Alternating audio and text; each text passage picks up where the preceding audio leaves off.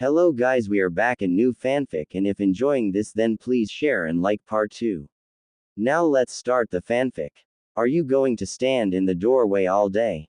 A voice said, startling Kurenai. Kya. Kurenai turned around with a hand over heart to slow down the rapid beating and meet the sight of an amused-looking Naruto wearing a black t-shirt and his usual orange pants. Don't scare me like th. Kurenai stopped when she smelled something funny in the air. She took another sniff of it and it clicked in her mind: the glow, the limp, and the smell. It only happened when woman had. You, her, oh god. Kurenai spluttered accusingly, pointing a shaking finger at Naruto. Kurenai's face became cherry red and she fainted. Who knew she was a closet pervert? Naruto sighed, looking at the blood leaking out of her nose. Chapter 6. Confrontations. Kurenai Yuhi was sitting across a table with her friends Anko Mitarashi, Inuzuka Hana and Azuki Yugao, along her fellow Jonin, namely Sarutobi Azuma, Hitaka Kakashi and Might Gay, in the Dango restaurant, not really paying attention to any of them, lost in her thoughts about a certain blonde ninja. Yosh. My rival has finally decided to take a team and pass on his flames of youth. Guy exclaimed, giving a nice guy pose. Did you say something? Kakashi asked, looking up from his book. All of them began to laugh at Guy's expense as he began to cry anime tears, ranting about Kakashi's hippie attitude. The laughter, however, stopped as they noticed something, or rather someone was missing in the fun. They turned to Kurenai, only to find Kurenai blankly staring at the table, deep in thought. Are you alright, Kur? Anko raised a hand to cut off Asuma's question. Having dirty thoughts about your boyfriend, Kur-chan? Anko asked like it was the most casual thing in the world. Kurenai nodded, paying half attention to her question, but then her eyes widened. What? Anko. Everyone snickered. It was not every day you see Kurenai's face turn the same color as her eyes, while Kakashi giggled for different reason, but they didn't pay any attention since he does giggle all the time. So, how did your team do, Asuma? Kurenai changed the subject. They have just reported the Hokage after giving the Genin test to their teams before coming here. Only Team 7, Team 8 and Team 10 have managed to pass the test, and the rest of the students were sent away to the academy to repeat their final year. Tisk. Shikamaru went off to sleep, saying it was too troublesome to fight and told me to let Choji and Ino to pass. I'm still confused. I don't know if he saw through my test, or was he just being lazy? Asuma explained, lighting his smoke. Well, that's a Nara for you. Hana supplied, making them share a laugh. What about you, Kurenai-san? How did your students prove their flames of youth? Each had a massive sweat drop at the double meaning of his question. They didn't have much of a problem. They were easily able to catch me and work together from the beginning. Kurenai sighed. She only put half-hearted effort into the test due to that incident in the morning. What about you, senpai? How did your team do? Yuago asked her former Anbu captain. Yeah, Kakashi. I never thought you would move. You're lazy enough to actually take a team. Anko grinned. Kakashi ignored the jab and answered, the Hokage and the council suggested it was finally time I take on apprentices. More like threatened to make his life miserable if he failed another team. Surprisingly, everyone thought the same thing. But they did rather well, especially the Uchiha. He was quite impressive, Kakashi added. Well, that's to be expected. He is the rookie of the year after all. How about him, the Uzumaki kid? Hana asked, curious about the demon container. Kurenai tensed at the mention of Naruto, which was only noticed by Anko, but she also looked at Kakashi expectantly. Well, he did surprise me with the shadow clones, but he didn't seem to have any other special skills. Kakashi mused. That's it. I thought he would do a lot more than that since he defeated Anded Mizuki and Iruka. Are you saying it was all luck? Hana asked, disbelieving. Yuago suddenly laughed, getting the attention of all of them. What's so funny, Yuago? Anko inquired. It's just you reminded me of the last council meeting, Yuago said, controlling her fits of laughter and noticing everyone's curious gaze continued. I'm not allowed to tell you yet, but believe me, you're in for a surprise for this one. Wait. My mom mentioned something about Makoto-sama being upset in the last meeting. Is it the same one you're talking about? Hana aked. Ah, yes. She was so livid about it. I think some civilians pissed on the spot under her glare. They all looked at each other and then at Yuago, who sat tight-lipped. They all sighed, knowing they were not going to get any information out of the Anbu commander. Kakashi, what is your opinion of Naruto? Kurenai asked suddenly. Well, he was loud, obnoxious, and a total idiot without any tact. The rest had a massive sweat drop at his blunt deduction of the boy's skills. Why are you doing this, Naruto? What will you achieve by making yourself look weaker than you really are? Kurenai again spaced out for a moment, trying to figure out the blonde enigma that was Naruto, but then she noticed Anko looking at her with narrowed eyes. What's the matter, Anko? The rest of them stopped their conversations and all of them looked at the duo. Anko didn't take her eyes off Kurenai for a second as she brought her elbows to the table, chewing on her dango stick, and placed her head on the wrist of her right hand. Why don't you tell me what the matter is? Anko said nonchalantly. What? Kurenai asked, confused at her friend's behavior. You seem to be distracted lately. Is there something you should know about? Anko asked, wiggled her eyebrows with a dango stick in her mouth. Kurenai's eyes widened and her cheeks went a little red. Have I been that obvious? Kurenai asked herself. I don't know what you're talking about, Anko. Kurenai mentally berated herself for spluttering, and she felt like frog caught by a snake at seeing Anko's grin. The snake mistress' grin only widened. She swung her arm to the side, catching Kurenai in a headlock, and began to playfully rub her fist at the top of her friend's head. You know you can't hide anything from me for too long, Kur-chan. So, tell us who the lucky guy is. I promise I won't do anything much, Anko added. It's nothing like that, Anko. Kurenai tried to defend herself. Kur-chan, you should have told us, Yuago said, sounding hurt. First Yuago and now you too. How long have you been doing this? Hana teased. Kurenai finally untangled herself from Anko and tried to not reveal anything of her new relationship with Naruto. There's nothing going on like that. You know I will tell you guys if I started seeing someone, Kurenai said, looking at them, making sure her voice doesn't break. Anko did believe her one bit. Oh, come on, girl. You can't lie to me. It's written all over your face. You are smitten over someone like a love-sick puppy. Anko said, all the while poking her forefinger on Kurenai's nose, while Hana and Yuago nodding in affirmation. Puppy. I couldn't have said better myself, Anko. Ika puppy love. Where the thoughts of a certain masked Jonin? Just tell us. Is it one of these guys? Hana asked, pointing at three males present at the table. Kurenai, have you fallen for my springtime of youth? Guy exclaimed, while Asuma blushed at the idea and Kakashi giggled. No, Guy. And it's nothing like that. Yelled a flustered Kurenai. Kakashi just got up from her seat and went towards Kurenai. Don't rush it, Kurenai. The situation is not always as bad as it seems. Take your time and get to know him better.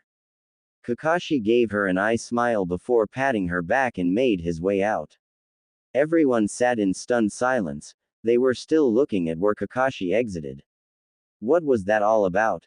Asuma finally asked, looking at the rest who were still dumbstruck. Yosh. My rival has taken it upon himself to spread his springtime of youth. Quote. Training ground. It was around midnight. Kurenai was sitting under a tree beside the lake near the training ground 7. She was looking irately at the piece of paper in her hand. Come to this place tonight if you want answers.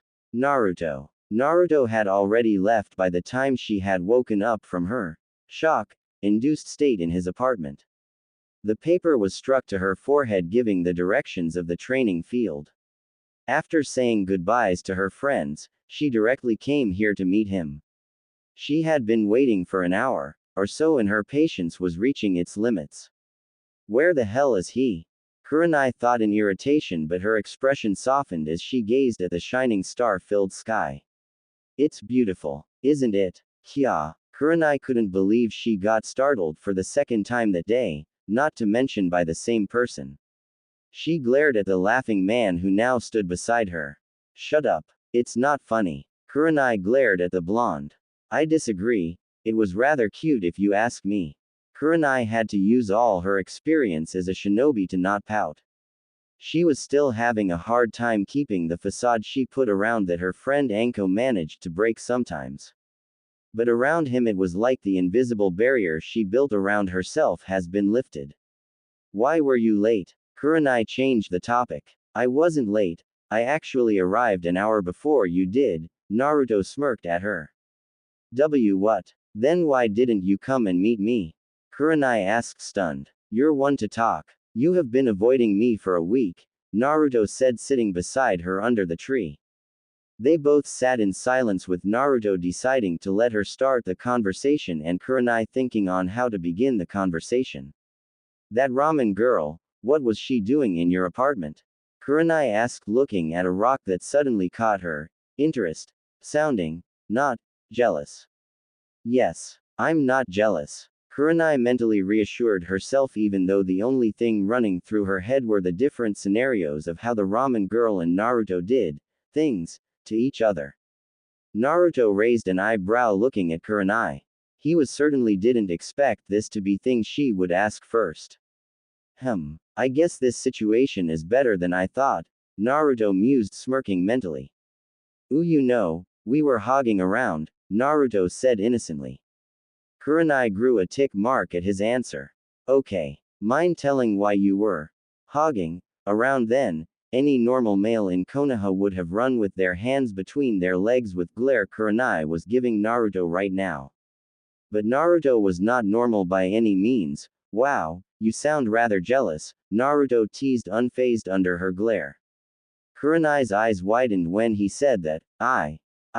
She stopped as Naruto turned serious before she could make a remark. She was one of my test subjects for the seal, Naruto stated seriously. Test subjects. Kurenai trailed off as if testing the word. A flash of special Jonin Anko went through her head. Well, let's just say it didn't end well for me when I first applied the seal, Naruto said in a trance, not sensing the mood shift, remembering a certain red-headed rebellion leader.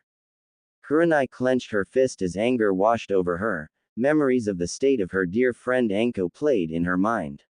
You're just like him, Kurenai stated calmly, her eyes being shadowed by her hair.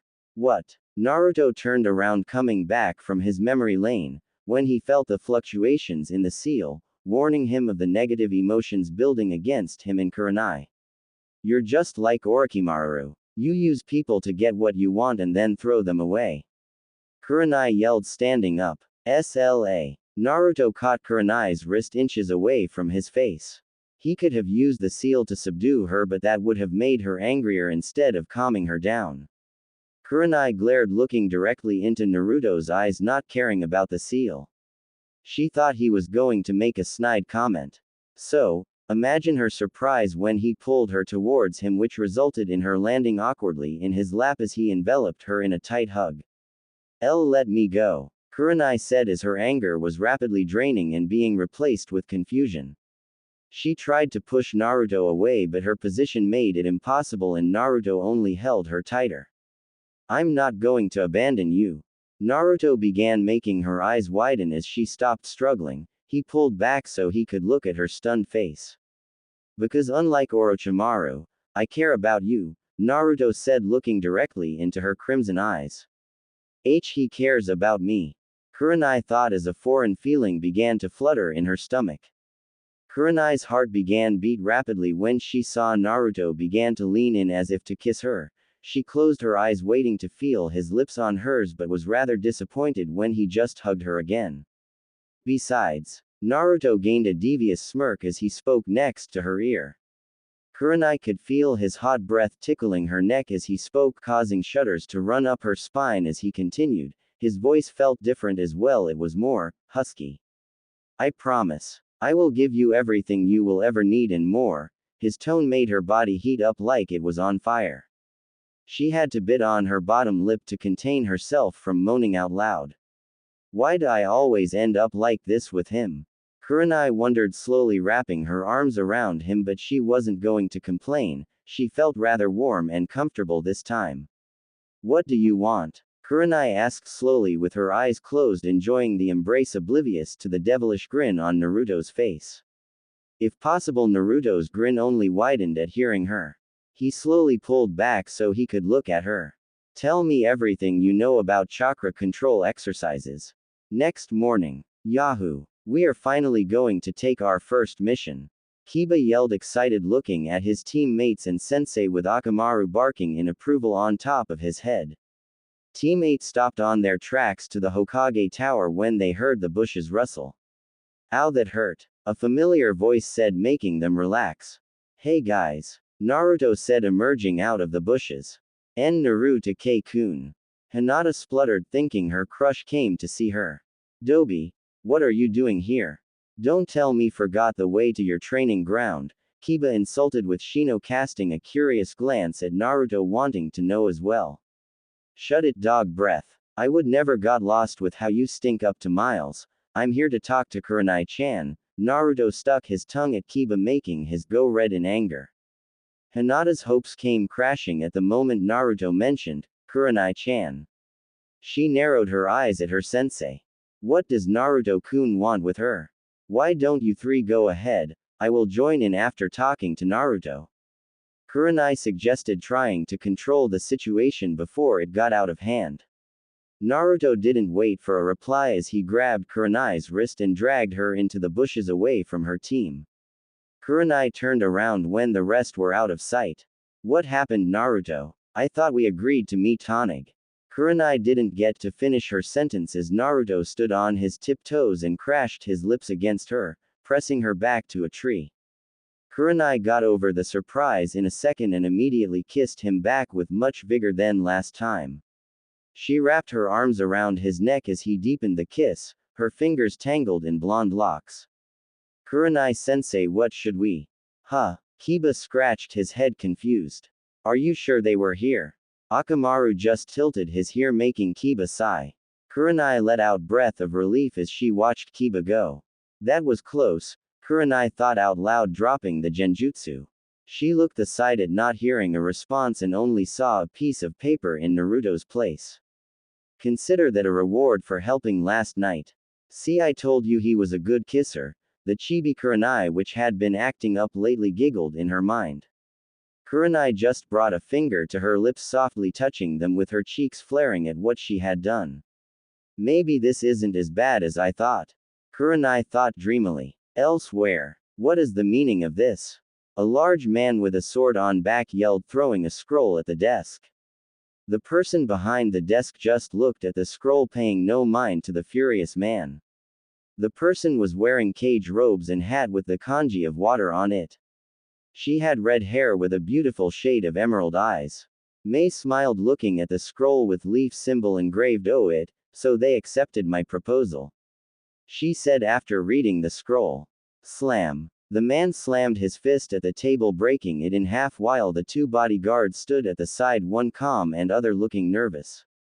What the hell were you thinking, forming alliance with Konoha when they refused to help us in the war? I don't see the problem here, Zabuza. We need a strong ally to recover our village quickly, May said, never dropping her smile. The man now recognized as Zabuza Momochi didn't look convinced one bit. Fine. I understand the alliance, but why did you offer yourself to marry some no-name punk? Did you lose your mind? Zabuza yelled, outraged at the idea of her marrying. May's smile dropped, and before Zabuza knew it, he was pinned to the far wall of the room with furious cage glaring daggers at him. May began to lift Zabuza by the throat until he and his sword on his back were suspending in the air. Her eyes tuned crimson with slits as the whole room was flushed with immense intent. The other occupants in the room, Ao and Chojuro, were on their knees struggling to breath. Zabuza, if you dare insult my fiancé again, then all you. Zabuza's whole body began to shiver in fear of the woman before him. He knew she was capable of finishing her threat, he witnessed it firsthand as she fought Yagura. So, he gave her a weak nod. May held him for a second before throwing him at the floor. The three males in the room sighed in relief as she calmed down. Chojuro, clean this mess. May barked out an order before leaving the room without following her. Are you senpai? Zabuza just got up and left the room without answering. May-sama, if you don't mind me asking, why did you propose the marriage? Ao hesitated to ask, making May look at him.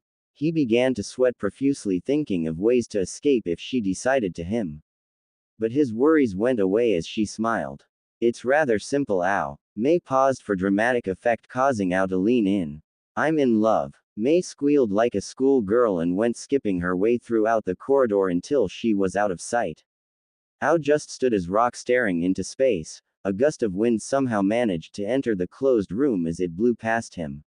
He could only think of one though at her ridiculous answer.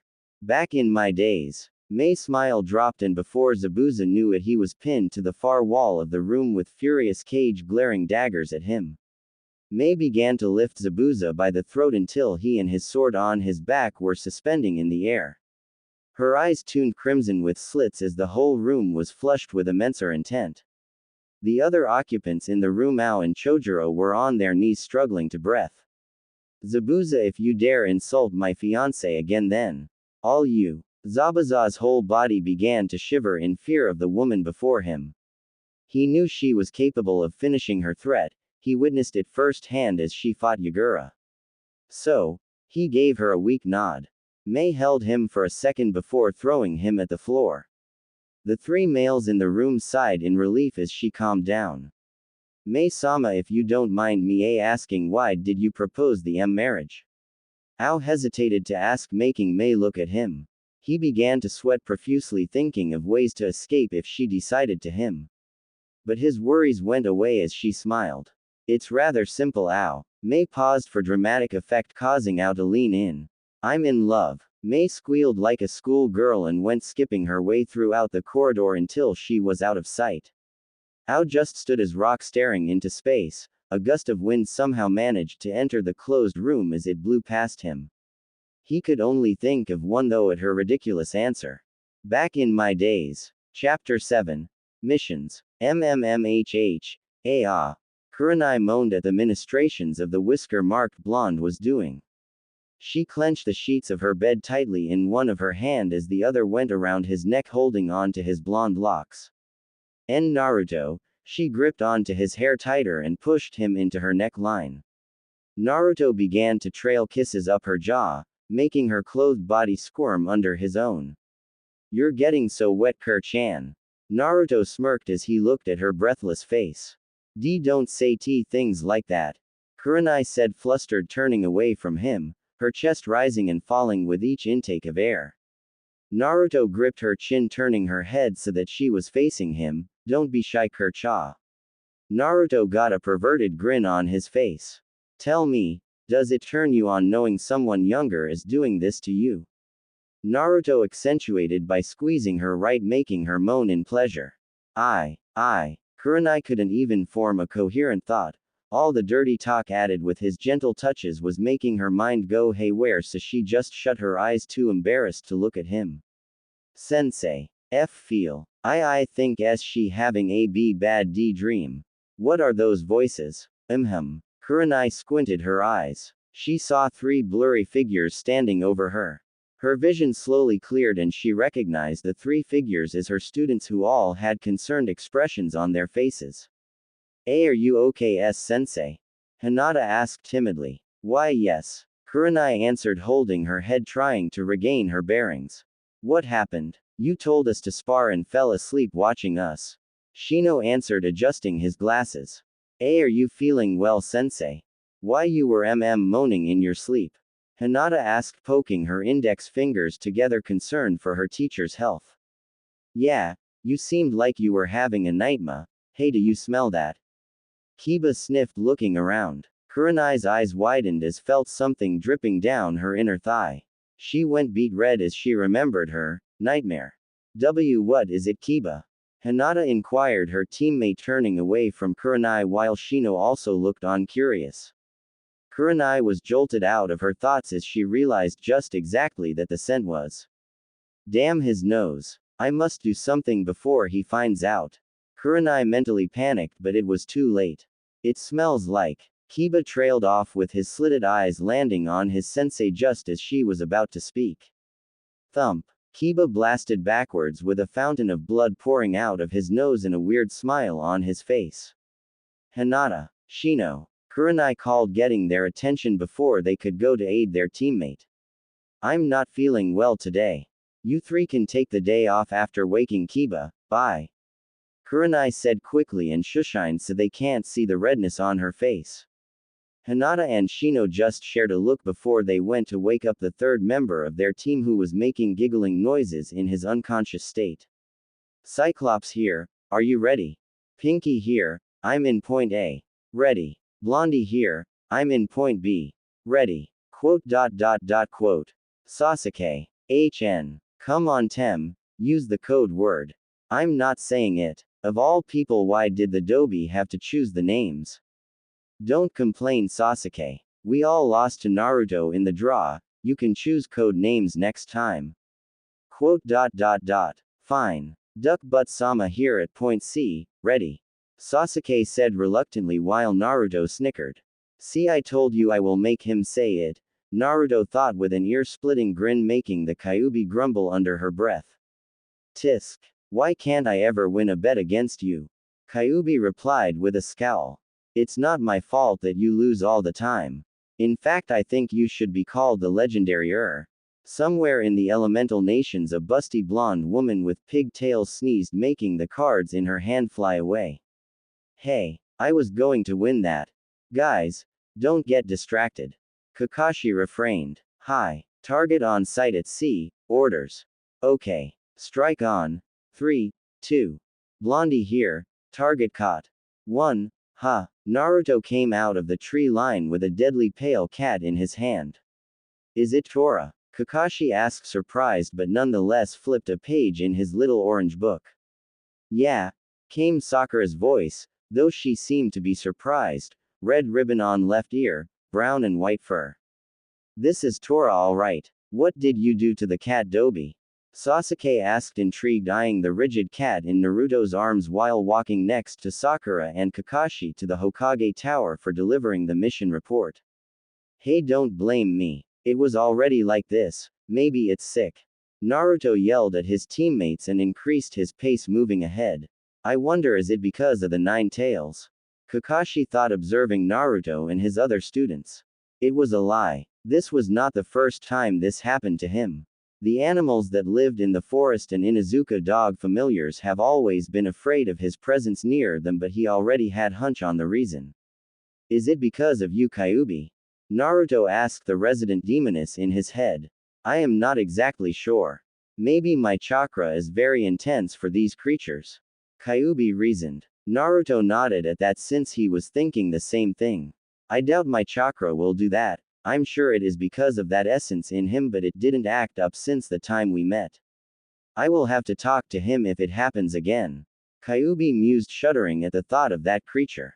Hokage Tower. Well done Team 7 inches, said Sarutobi, seeing they had returned from bringing back Tora. Ah, Tora-chan, you're back, came the cry of the fire daimyo's wife. The Hokage was about to give a sympathetic look towards the cat as the woman took it from Naruto's arms when something he didn't know he would see in his lifetime happened. Instead of pushing her away, the cat began to snuggle into the woman's chest. Sarutobi had a massive sweat drop when he caught the cat peeking at Naruto and hiding in her chest again as if seeking protection in it. Ahem. We have a couple more missions for you. He begins after he got everyone's attention and shifts through his papers for the next task. What do we have here? We have picking up dog poop at Inuzuka canals, weeding gardens, cleaning my garage, helping old ladies cross the street, and that's it. I can't take this crap anymore. No, shouted Naruto, suddenly making everyone jump in shock. I am tired of all these chores, old man, shouted Naruto. Don't you have any real missions? For once I agree with the Dobi, said Sasuke. I demand a mission that is more challenging and worthy of an Uchiha. Yeah, give us a real shinobi mission. Sakura nodded with her teammates, but mainly to her, Sasuke-kun, making Kakashi facepalm. He knew this was coming. But Team 7 has only been active for only 1 month now and you three are still too green. Till we feel that you are ready, you will be given simple missions. Quote, "Come on, Grandpa," pleaded Naruto, cutting the Hokage off.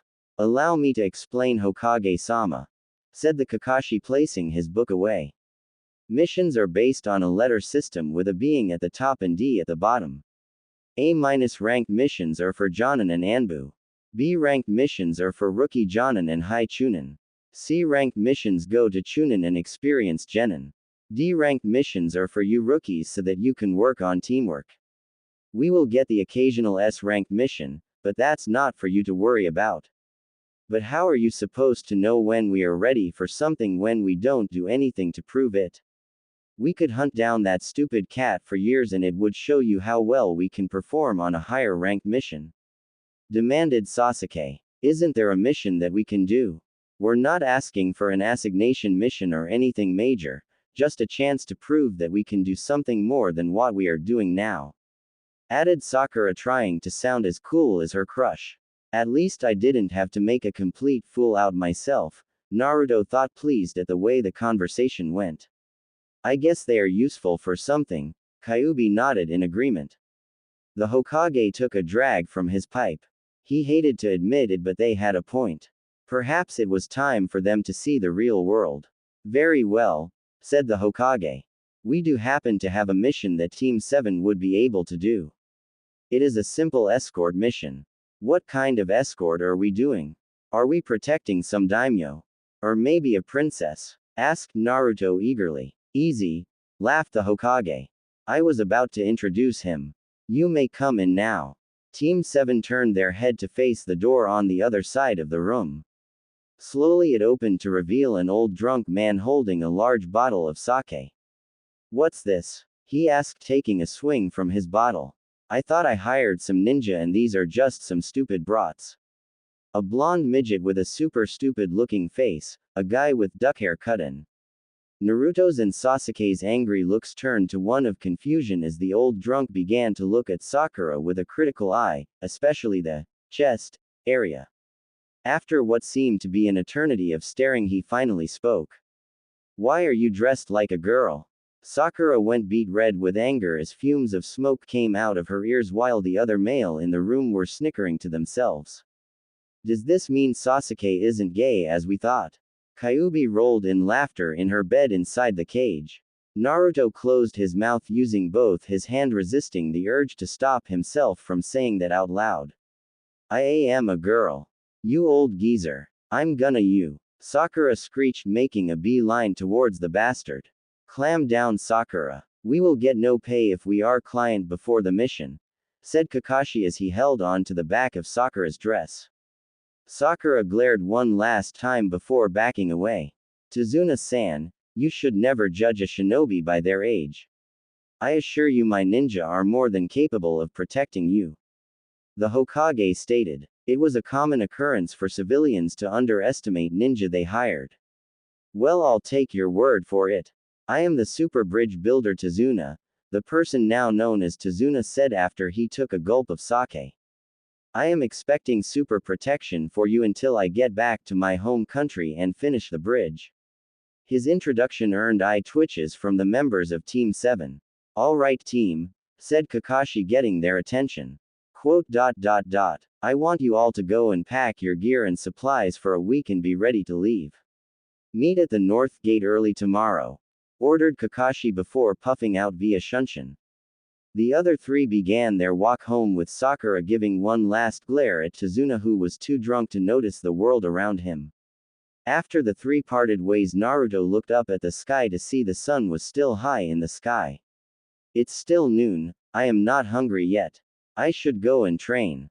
Training ground. Naruto arrived at his normal and regular training ground to see a now familiar presence. "Now this is a surprise, you're here early." Kurenai, who was sitting on a rock at edge of the lake looking over it, immediately perked up on hearing his voice. "What are you doing here?" Naruto asked again as he began to walk towards her because she should normally be with her team at this time.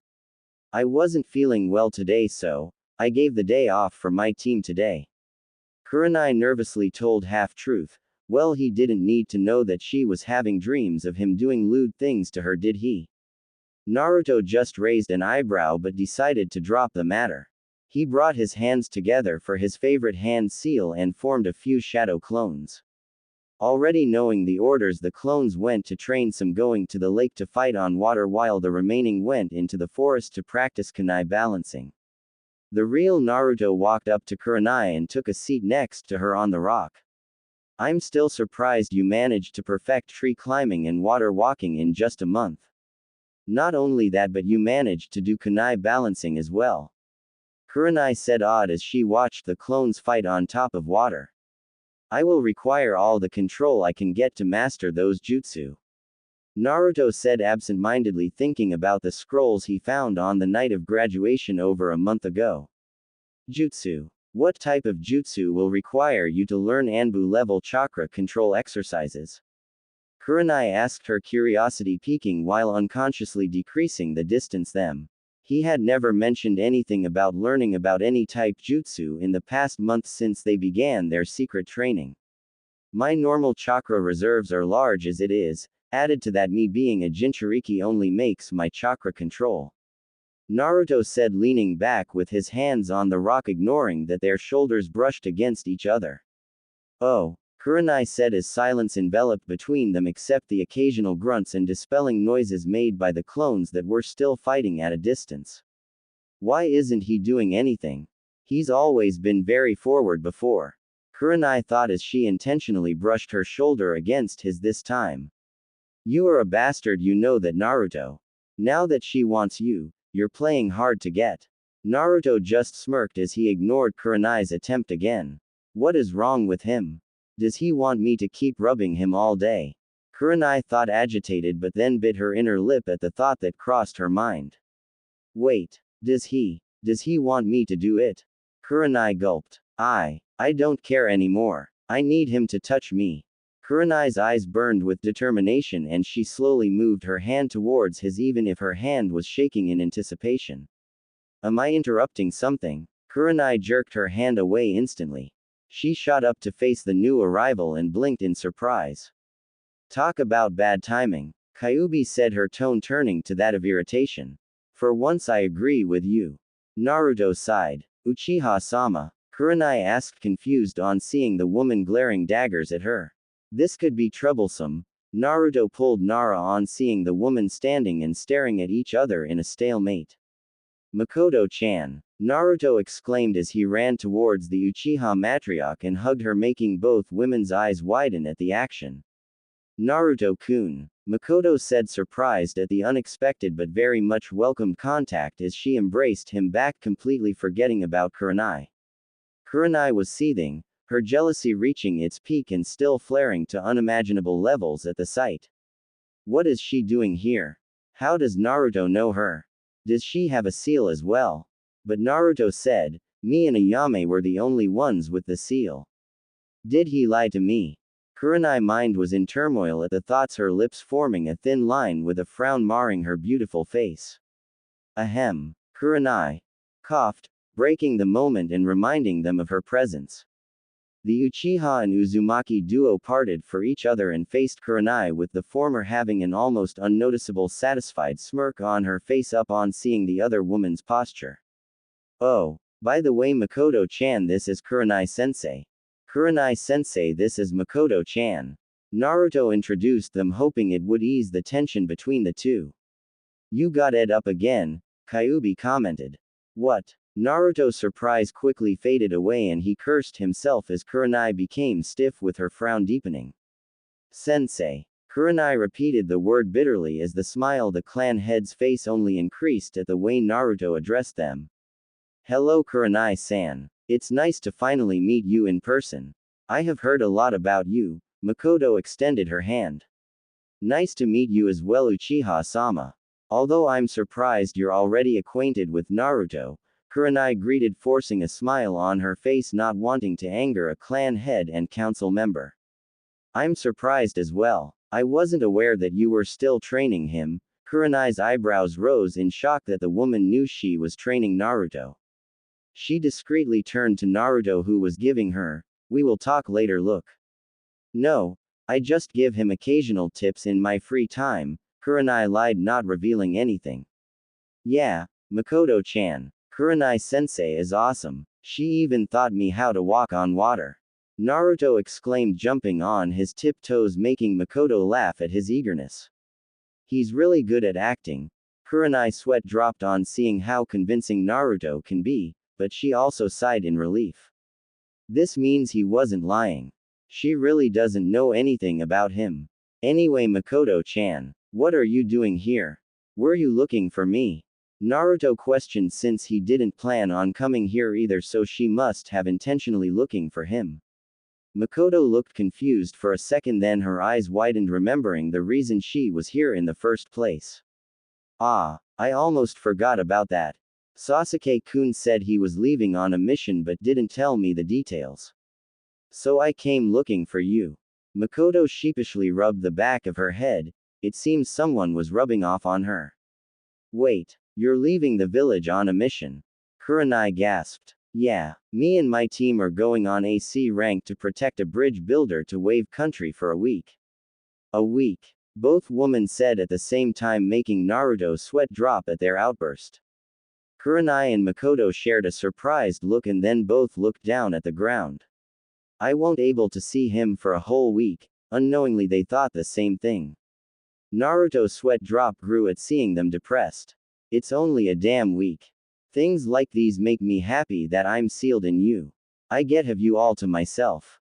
Kyuubi squealed giddily, making Naruto give a mental groan at the noise. Sighing, he decided to cheer them up. I don't know about you two, but I'm hungry.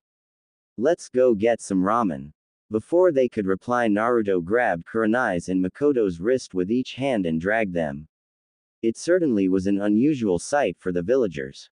The hated pariah off the village holding the hands of the two of the most beautiful and sought-out women in Konoha, running around the village with the woman blushing all the way. Next morning, Naruto, Sakura and Sasuke were waiting for their sensei with their client at the northern gate of Konoha. Where the heck is that one-eyed freak? We have been waiting for nearly 3 hours. Tazuna shouted with little patience. Don't worry about it, you old drunk, he should be arriving just about now, Naruto replied as Sasuke pushed himself off the wooden wall. After a few minutes, Kakashi appeared down the road, somehow managing to read and walk at the same time. You are late again, Sakura yelled, making everyone cover their ears. When will she learn? He's always late. Kyuubi rolled her eyes. Sorry, I bumped into an old lady which caused her to drop the vegetable bag she was carrying, and being the kind man that I am, I helped her pick all the vegetables. Kakashi made a sheepish excuse. And picking vegetables took this long? Tazuna asked, curious, actually believing him. Kakashi just shrugged. It was a large bag. Is he serious? The bridge builder asked Naruto, making him sigh. After checking all of their equipment one last time, the Konoha team of genin maids started their journey for the first mission outside the village. Kurenai saves Naruto from a mob attack, and after some time Naruto saves Kurenai from being raped in a date, but she doesn't know anything about him and he has Makoten ability. Then Anko and Kurenai take Naruto on a training trip until graduation.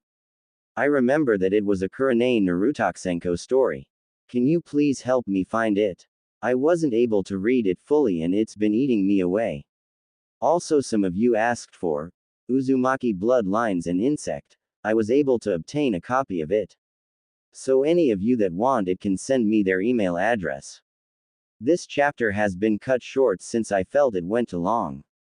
But the next chapter is almost done and it will be posted in 2 days. Blah blah. Talking. Blah blah blah. Thoughts. Blah blah blah blah. Demon talking. Last time. A week. Both women said at the same time, making Naruto sweat drop at their outburst. Kurenai and Makoto shared a surprised look and then both looked down at the ground. I won't able to see him for a whole week. Unknowingly they thought the same thing. Naruto's sweat drop grew at seeing them depressed. It's only a damn week. Things like these make me happy that I'm sealed in you. I get have you all to myself. Kyuubi squealed giddily, making Naruto give a mental groan at the noise. Sighing, he decided to cheer them up. I don't know about you two, but I'm hungry. Let's go get some ramen. Before they could reply, Naruto grabbed Kurenai's and Makoto's wrist with each hand and dragged them. It certainly was an unusual sight for the villagers. The hated pariah off the village holding the hands of the two most beautiful and sought-out women in Konoha, running around the village with the woman blushing all the way. Next morning, Naruto, Sakura and Sasuke were waiting for their sensei with their client at the northern gate of Konoha. Where the heck is that one-eyed freak? We have been waiting for nearly 3 hours. Tazuna shouted with little patience. Don't worry about it, you old drunk, he should be arriving just about now. Naruto replied as Sasuke pushed himself off the wooden wall. After a few minutes, Kakashi appeared down the road, somehow managing to read and walk at the same time. You are late again, Sakura yelled, making everyone cover their ears. When will she learn? He's always late. Kyuubi rolled her eyes. Sorry, I bumped into an old lady which caused her to drop the vegetable bag she was carrying, and being the kind man that I am, I helped her pick all the vegetables. Kakashi made a sheepish excuse. And picking vegetables took this long? Tazuna asked, curious, actually believing him. Kakashi just shrugged. It was a large bag. Is he serious? The bridge builder asked, making Naruto and Sasuke sigh. After checking all of their equipment one last time, the Konoha team of genin maids started their journey for the first mission outside the village. Chapter -8. Wave. The group had formed into the defensive positions around Tazuna. They formed the diamond formation around the client. Naruto being the front set the pace as the team set out from the village gates. Sakura and Sasuke both at the sides of Tazuna, and finally Kakashi at the rear. As usual, Kakashi whipped out his usual book from his pouch as he began following his genin. Naruto himself was excited to be out of the village and began to walk faster than he really should, setting a rather fast pace for someone of his size. I can't believe it. This is the first time I'm out of the village. Naruto thought, excited about the prospect. Naruto, this is a great opportunity. You can just your teammates and stage your death. Then we can permanently get out of this wretched village, just you and me forever, Kyuubi purred, somehow combining seductiveness and dreaminess in the same sentence. Naruto scowled mentally. You know that's not going to work on me. It was worth a shot, Kyuubi said with a sigh. A little after noon and lunch, the group was still moving at a rather intense pace as Naruto hadn't slowed down after lunch. His eyes darted all around, unconsciously placing the idiotic grin on his face while mentally having small talks with the Kyuubi. All the while taking in every possible sight that might be useful to him in the future into his memory with unwavering concentration. Sakura, who had been thinking the whole walk, decided to voice her question now that she felt a bit more comfortable. Kakashi-sensei? She questioned. Kakashi raised his head and looked at the pink-haired Kunoichi over his book. Does Wave Country have ninja? Naruto paused his conversation with Kyuubi, looking over his shoulder at Sakura's question. I thought she was a bookworm. Naruto mentally face-palmed. Makes me cringe every time you say you like her. Kakashi otherwise I smiled at his genin's question. It was pretty smart to question about possible enemies in the territory they were heading. No. Not in Wave Country. However, there are many countries with ninja besides just the 5 great countries. Hai no Kuni, Kase no Kuni, Mizu no Kuni, Kaminari no Kuni, and Tsuchi no Kuni. These 5 countries are the most powerful and the biggest lands which have shinobi within them. A small country such as Wave Country probably does not need shinobi presence as it receives little interference from these major countries. The main reason for shinobi is for balancing of power. As a result, only the 5 major countries have leaders with the name of Kage, as this symbolizes their ability to lead the thousands of shinobi within the elemental countries. The 5 Kages are, supposedly, the strongest 5 shinobi within existence today. They are our own Hokage, the Kazekage, the Mizukage, the Raikage, and the Tsuchikage. Kakashi lectured as they listened to the man. Even Naruto slowed down at the mention of Mizu no Kuni to listen into his sensei's explanation. However, the shinobi do not run the country. The Kages rule over the shinobi within the lands, but they are a separate government from the daimyos. Kakashi finished satisfied. So, we shouldn't expect any other ninja? Sasuke asked in an almost disappointed tone. Kakashi turned to him and scrutinized him. This is only AC rank Sasuke, so it is unlikely. There should not be any foreign ninja near this mission. However, we might encounter some bandits. Kakashi said, making Sasuke scoff. But we shouldn't let our guard down even if there isn't any shinobi around. Kakashi warned and the genin nodded. Kakashi noticed that Tazuna had stiffened up slightly when he mentioned there wouldn't be any shinobi. His visible eye narrowed ever so slightly. As the group continued their journey, Naruto noticed that there was a puddle on the path they were taking that was on the same side that Sasuke was walking. Naruto gave smirk that his team wasn't able to see since his back was turned towards them. His eyes panned around as he noticed the genjutsu. Spending so much time training with genjutsu mistress had its perks. He had become very adept at noticing when he was one. Sasuke, Sakura, and Tazuna walked right past the puddle, none of them sparing it a glance, but Kakashi's lone eye glanced at it when he took a few steps right next to it. Teach those monkeys that they messed with the wrong container, Naruto. Kyuubi cheered, watching the whole scene in some portal-like screen while sitting in her bed holding a stuffed toy that strangely resembled Naruto flush against her body. Kakashi looked back towards his genin and saw how Naruto's muscles tensed slightly. Did he notice it? He thought to himself, but didn't have any time to dwell on it as he detected the chakra signatures begin to move. Naruto felt the spike of chakra as the men appeared behind his team. He whirled around just as two men appeared, each a little farther back than Kakashi. Kakashi got a look of surprise in the face as he felt their chain wrap itself around him, and Naruto began to move from behind Tazuna to get a good look at the men in front of him. Naruto's focused his blue eyes as he watched the two men seem to disappear. He noticed that both of them had breathing masks on their faces covering their mouths, noses and chins.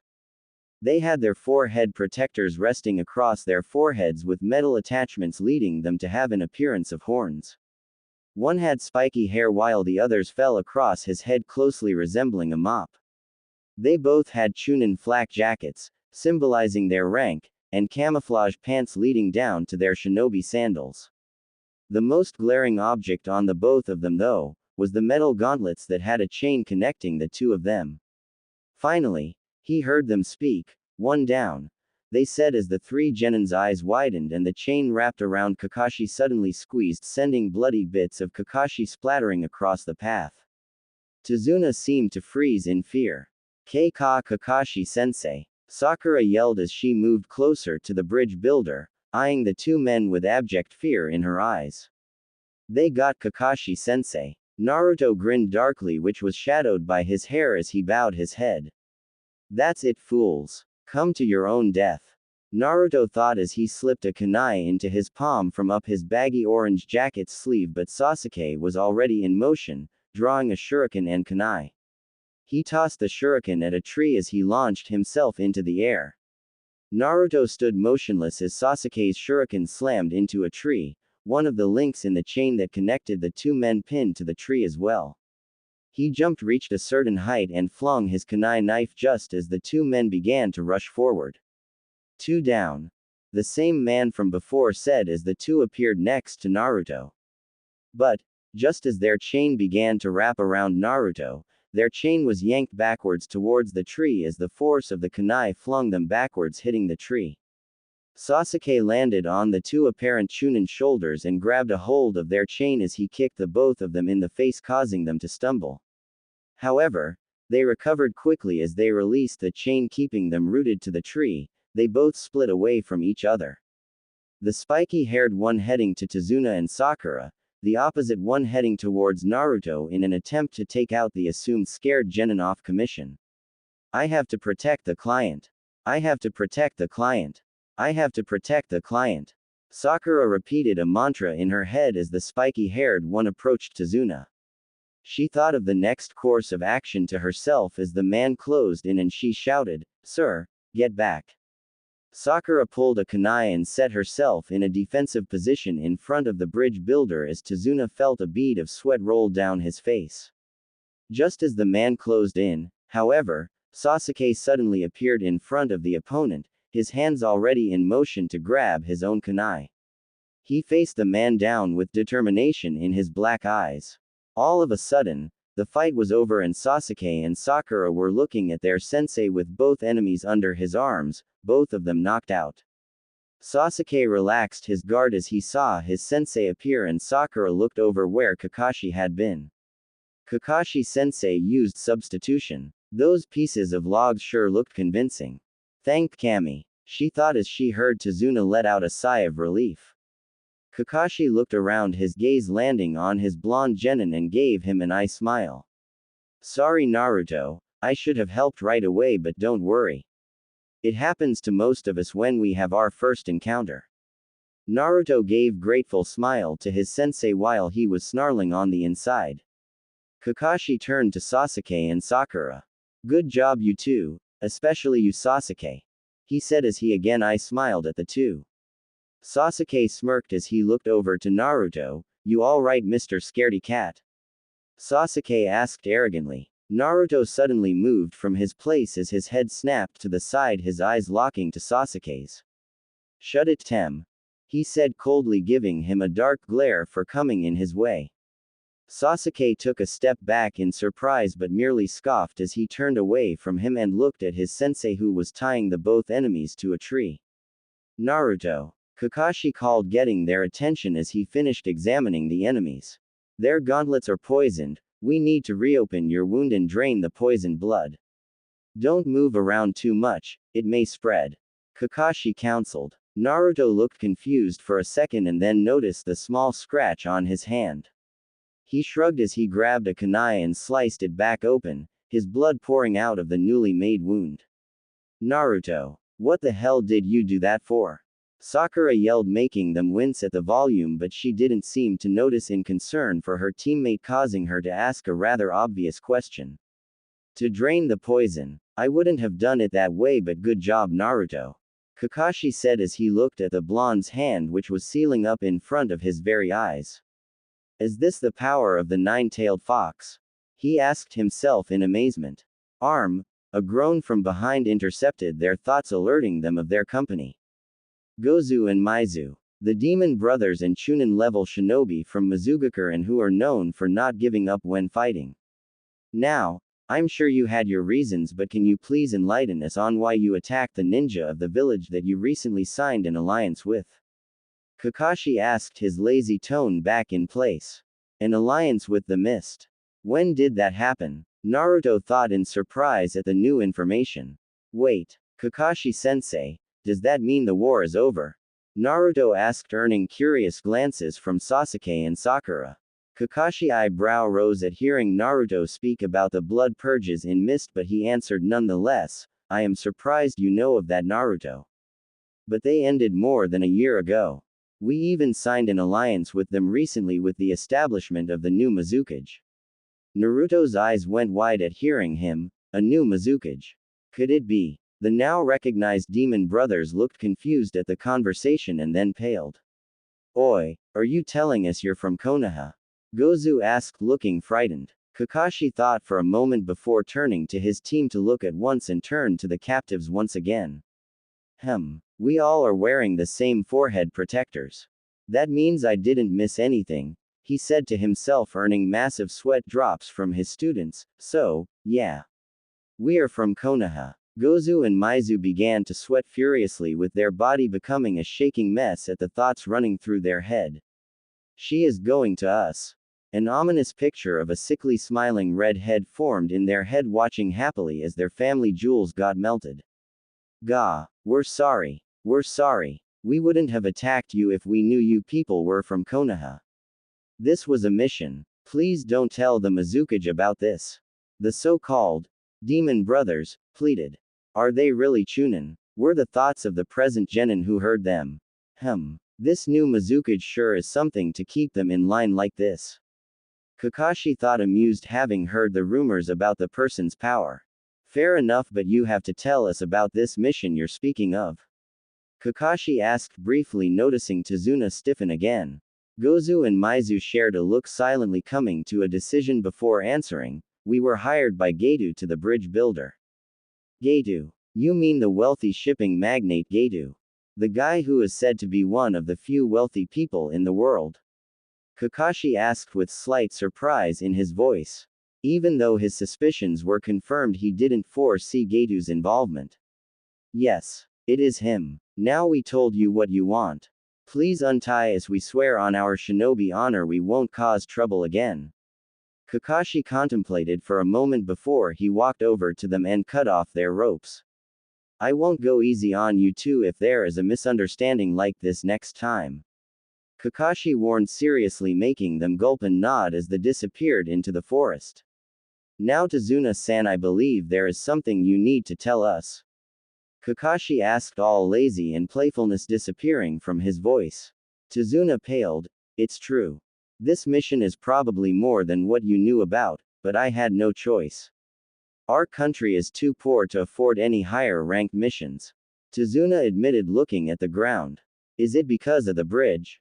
Kakashi questioned. Tazuna nodded. Yes. Legally Gaidu owns and manages a shipping business. But illegally, he sells drugs and other illegal items to others and uses ninja and gangs to take places over. About a year ago, he set his sights on our small country and quickly took control over all of our shipping companies. He has complete control over what enters and leaves the country. The only opponent to end his control is the completion of my bridge.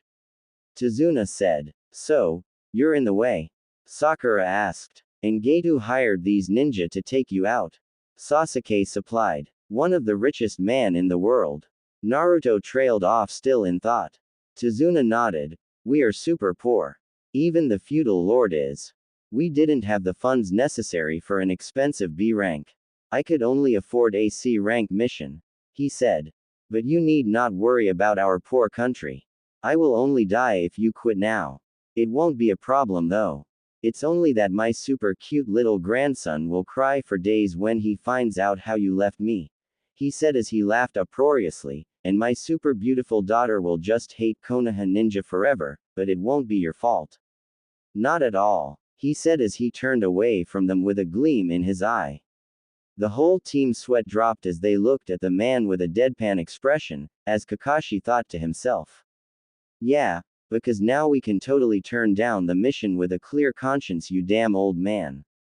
Kakashi sighed. Well, I guess we can escort you to your country if the others agree, but I'm still not completely sure, he conceded. Naruto immediately stepped forward. What the heck are you taking about, sensei? Of course we will continue the mission. We are going to teach this Gaidu guy a lesson. Naruto pumped his fist into the air. I'm not going to abandon my first mission. It wouldn't good on my record. Sasuke said with a smirk, also taking a step forward towards Kakashi. Sakura looked conflicted for a moment, but looking at the males on her team, she got a look of determination on her face before she also took a step forward. I hope we haven't gotten ourselves into anything we can't handle, Kakashi signed as he watched Tazuna's eyes gleam in victory. They all prepared to take the road once again. Hideout. Are you telling me that you ran like cowards? But May-sama ordered all of us not to go against Konoha in any way. Zabuza snarled at the two idiots in front of him. Do you think I care what she said? I'm the captain of this mission and you will listen to me. But get thee out of here before I think you're a waste of space. The demon brothers squirmed to their feet before running for their lives. Zabuza watched them leave before sighing. I must agree with them. We should at least go inform her of this new development. A voice calmly spoke from the shadows. I will finish off Gaidu as she told us. But there is some unfinished business I must do first. Zabuza said, adjusting his sword on his back, walking away. A glimpse of the Hunter Nin's mask appeared from the shadows before disappearing. Are you telling me that you ran like cowards? But May-sama ordered all of us not to go against Konoha in any way. Zabuza snarled at the two idiots in front of him. Do you think I care what she said? I'm the captain of this mission and you will listen to me. But get thee out of here before I think you're waste of space. The demon brothers squirmed to their feet before running for their lives. Zabuza watched them leave before sighing. I must agree with them. We should at least go inform her of this new development. A voice calmly spoke from the shadows. I will finish off Gatu as she told us. But there is some unfinished business that I must do first. Zabuza said, adjusting his sword on his back. A glimpse of a hunter nin's mask appeared from the shadows before disappearing. Later that day, we are close to the boat. I had a close friend of mine offer to smuggle us into the country. Tazuna explained to the Konoha nin.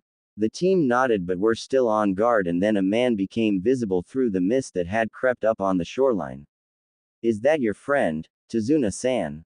Naruto questioned, able to make an outline of the person due to his normally enhanced eyesight. Yes, I think it is him. Tazuna responded as the team approached the boat. Ah, Tazuna, it's good to see you again. The man called out while Tazuna nodded to the man in response. This is the team that has protected me. So can you carry us across? He asked. The boatman nodded and the team plus Tazuna scrambled on board the boat as the man pushed off the shore and began to make his way across the expanse of misty water. The bridge should be appearing soon. The boatman stated. All of them looked up when the boatman spoke. Just as he said, a looming structure appeared within the mist.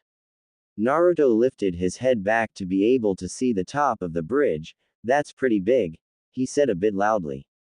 The boatman immediately shushed him. Quiet.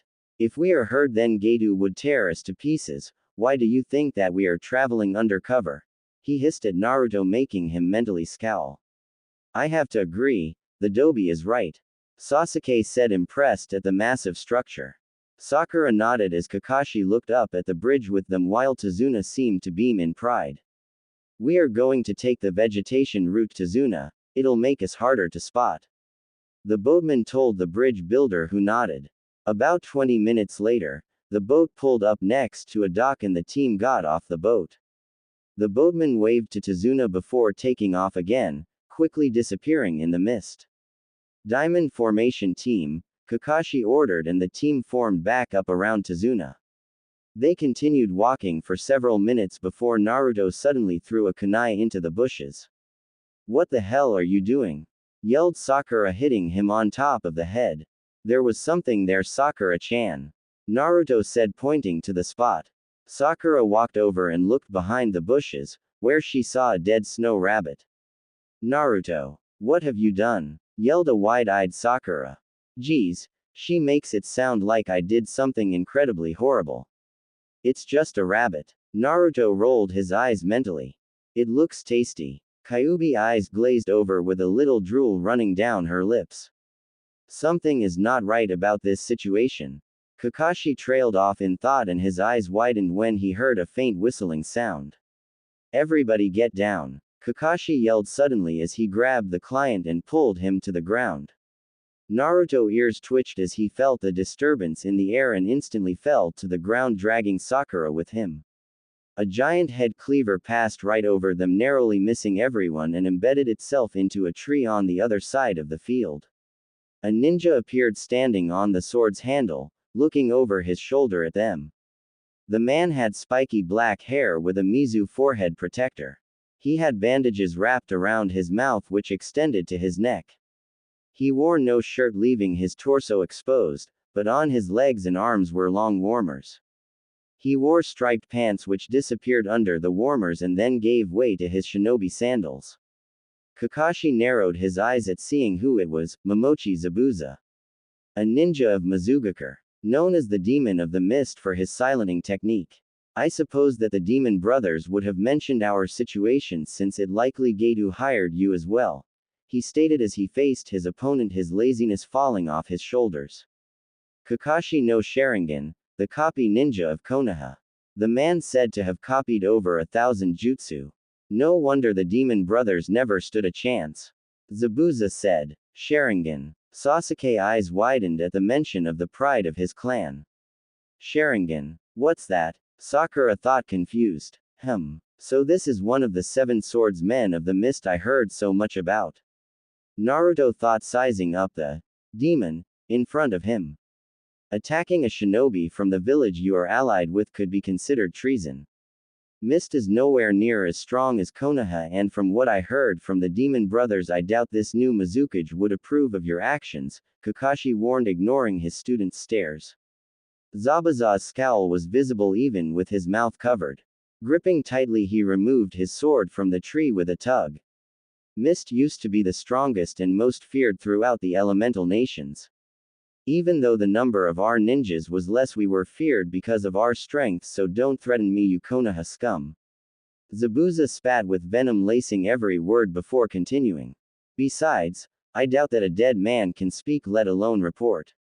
Zabuza grinned, hefting his sword over his shoulder. It seems I can't talk you out of this.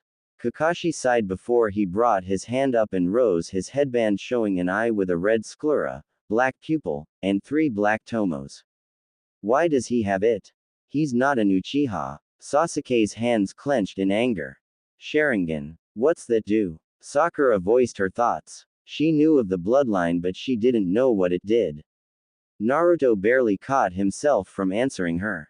That was close. Sasuke would probably throw a fit if I had answered, Naruto thought in relief as his eyes left his sensei's face and traveled back to the opponent. Ah, the Sharingan. I get to see it so early. I'm honored. Zabuza mocked. It is said some eyes have the power to defeat any nin, gen, or taijutsu style. The Sharingan is one of these. But that's not all. Sasuke answered, but it seemed he was stating to himself in remembrance. That's right, the most feared ability of the Sharingan is that it can copy its opponent's abilities and make it their own. Zabuza finished. That is all the reason I need. I will defeat you and show the world we don't need to rely on Konoha. Zabuza jumped back, performing hand seals. Ninja art. Kurigakure no Jutsu. The mist began to thicken as minuscule amounts of chakra began to mix with it until all the surroundings became invisible. I should let Kakashi handle this. It would look suspicious if I suddenly fought toe-to-toe against someone like Zabuza, Naruto decided, but kept his guard up ready to move in a moment's notice. 7 choices. Zabuza's disembodied voice eerily floated through the mist: liver, lung, spine, neck, brain, kidneys, and heart. But the question is, which should I choose? He questioned from his position within the mist. Zabuza is a master of silencing. Keep on guard, Kakashi explained in warning. All of a sudden, the 3 genin felt the intent of both their sensei and enemy shoot up. Sasuke and Sakura began to shake and Naruto lowered his head, making his hair shadow his face. He basically grew up with the whole village hating his guts. This was nothing compared to that. This is a battle between 2 jonin. The air is so heavy, one could go mad in here. I almost want to end it just to be away from here. Sasuke thought to himself as he felt his hand shakily raise his kunai. Sasuke. Don't worry. I won't allow any of my comrades to die. I will protect you all with my life. Kakashi exclaimed, looking over his shoulder and smiled at them. We'll see about that. Zabuza's voice rang everywhere as he appeared near the genin and rose his giant sword poised to strike at Naruto. Splah. Zabuza had a shocked look on his face before he dissolved into water, revealing that to be water clone. A kunai was plunged into his stomach courtesy of Kakashi, who moved fast enough before Zabuza could strike Naruto. You fell for that. Zabuza swiped his sword at Kakashi, cutting him in half. Splash. Before Zabuza could react, Kakashi appeared behind Zabuza with a kunai at his throat. It's over, Kakashi said, bringing the kunai closer to the man's neck. Zabuza looked down before he burst into laughter. Ha ha ha. So you had your clone talk while the real you were hiding in the mist. Good plan. The Zabuza standing in front of Kakashi turned into water before hitting the ground, and another Zabuza appeared behind Kakashi. But I'm not that easy either. Zabuza swung Kubikiribocho at Kakashi. Kakashi ducked just as Zabuza brought around his blade to bisect him. But Zabuza continued his onslaught. After the sword hit the ground, using it as leverage, he kicked Kakashi, sending him flying towards the lake. This water is heavy, Kakashi thought to himself, landing on top of water before his eyes widened and he attempted to speed away from the chakra signature behind him. Looks like it's time for me to step in. So much for avoiding suspicion. Naruto thought sarcastically. It's too late. Zabuza said, doing hand seals. Water release. Water prison technique. A bubble of water began to surround Kakashi with Zabuza's hand stuck in it. Kakashi looked on, horrified that he had been caught. Now I'll see how you will protect those precious students of yours. Zabuza said with a gleam in his eyes as he formed a single hand sai. Mizu Bunshin no Jutsu. Several columns of water rose around the Jonin before taking an identical look as Zabuza. You brats, wearing those headbands and parading around like you are ninja. Real ninja are those who fight to survive every day from death. The clones, now fully formed, began to rush towards genin, who were stunned at seeing their sensei captured. Only then you can be called real ninjas. You are nothing but. Splash. Zabuza stopped as everyone jaw dropped in surprise at Blonde, who had his back turned towards them. The two water clones that had sneaked from behind them were defeated before they even reached their target. Dobi. Sasuke looked wide-eyed at Naruto. He didn't even sense the clones. Sakura was gaping like fish out of water while Tazuna sighed in relief. Water clones only contain 1/10 of the creator's power, but even then how did he defeat them that easily? Was he holding back all this time? Kakashi trailed off, staring at Naruto, who had a kunai in reverse grip in his left hand. Zabuza was eyeing the loud kid curiously, whose hands were now trembling. Naruto suddenly jumped, turning around with his left leg on a rock while pointing a finger at Kiri Swordsman. Take that, you eyebrow-less monkey. You may have defeated my sensei, but you will fall before my greatness because I'm the future Hokage. Datbeo. He yelled with a ear-splitting grin on his face. The sounds of things hitting the floor were heard as everyone present face faulted and some bushes rustled at the side. Wow. How do you even manage to keep acting idiot like that? Kyuubi asked, sounding odd. Naruto mentally shrugged. I just learned it from watching you. He. Thanks, but what do you mean by watch? Hey, I'm not an idiot. You bastard. Kyuubi growled. Kakashi would have slapped himself for his earlier thoughts if it wasn't for the fact he was unable to move. Zabuza was suffering from the intense twitching of his facial muscles. How dare that punk insult him? First May and now some brat had to go and insult his eyebrows. Why, you brat? Wait until I get my hands on you. Zabuza yelled furiously. Naruto, you idiot. Take the client and run away. You have no hope against someone like him. Kakashi yelled, seeing murder written all over Zabuza's face. Ignoring his sensei, Naruto turned to the Uchiha. Hey Sasuke, are you going to stand there all day? I have a plan. Naruto voice broke Sasuke out of his stupor. What is it, Dobi? Sasuke grunted, but both of them tensed and turned to face Zabuza's clone. They were ready for action, but the clone suddenly burst out laughing until Zabuza finally spoke. You are still trying to play little ninja. So you destroyed my other clone. Big deal, it won't happen again. The clone said with a dark tone to its voice. When I was your age, my hands were already dyed red with blood, he said, drawing some shocked looks from Sasuke, Sakura, and Tazuna. Naruto merely looked confused as Kakashi's eyes widened. No, Zabuza. He tried to warn, but it was too late. Ah, so you have heard of it. Back when Mizugakure was known as the Bloody Mist Village. Our graduation exam was very well known by the other hidden villages. Zabuza started raising his voice in excitement. We had to fight to the death with the fellow students, with only the winner becoming a genin. It was glorious. So much blood. Zabuza chuckled, almost seeming demented. Sasuke and Sakura looked disgusted as Kakashi continued. It was changed after what people called a demon appeared in their midst. A boy who had no ninja training came and slaughtered the whole class. Hundreds of students were massacred. It was so much fun. Zabuza said as he turned his nearly demented gaze onto Sasuke and Naruto. Naruto merely stared the man. He perfectly understood what he was doing.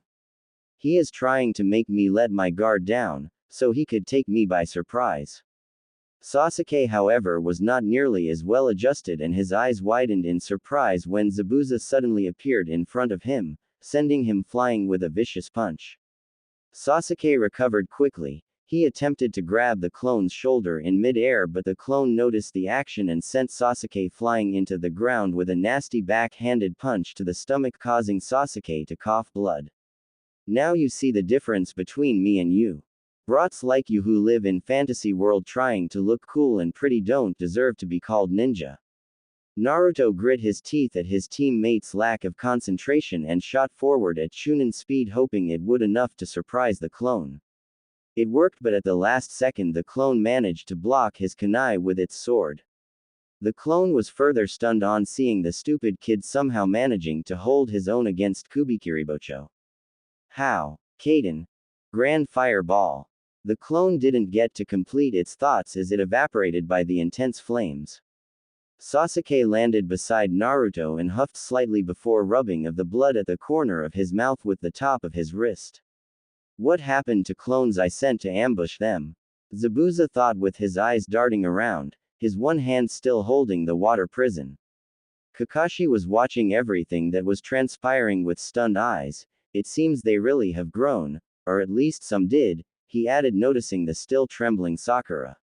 Hey, so my shadow clones took care of the water clones. It's a shame that those water clones can't send a warning to the summoner, Naruto smirked.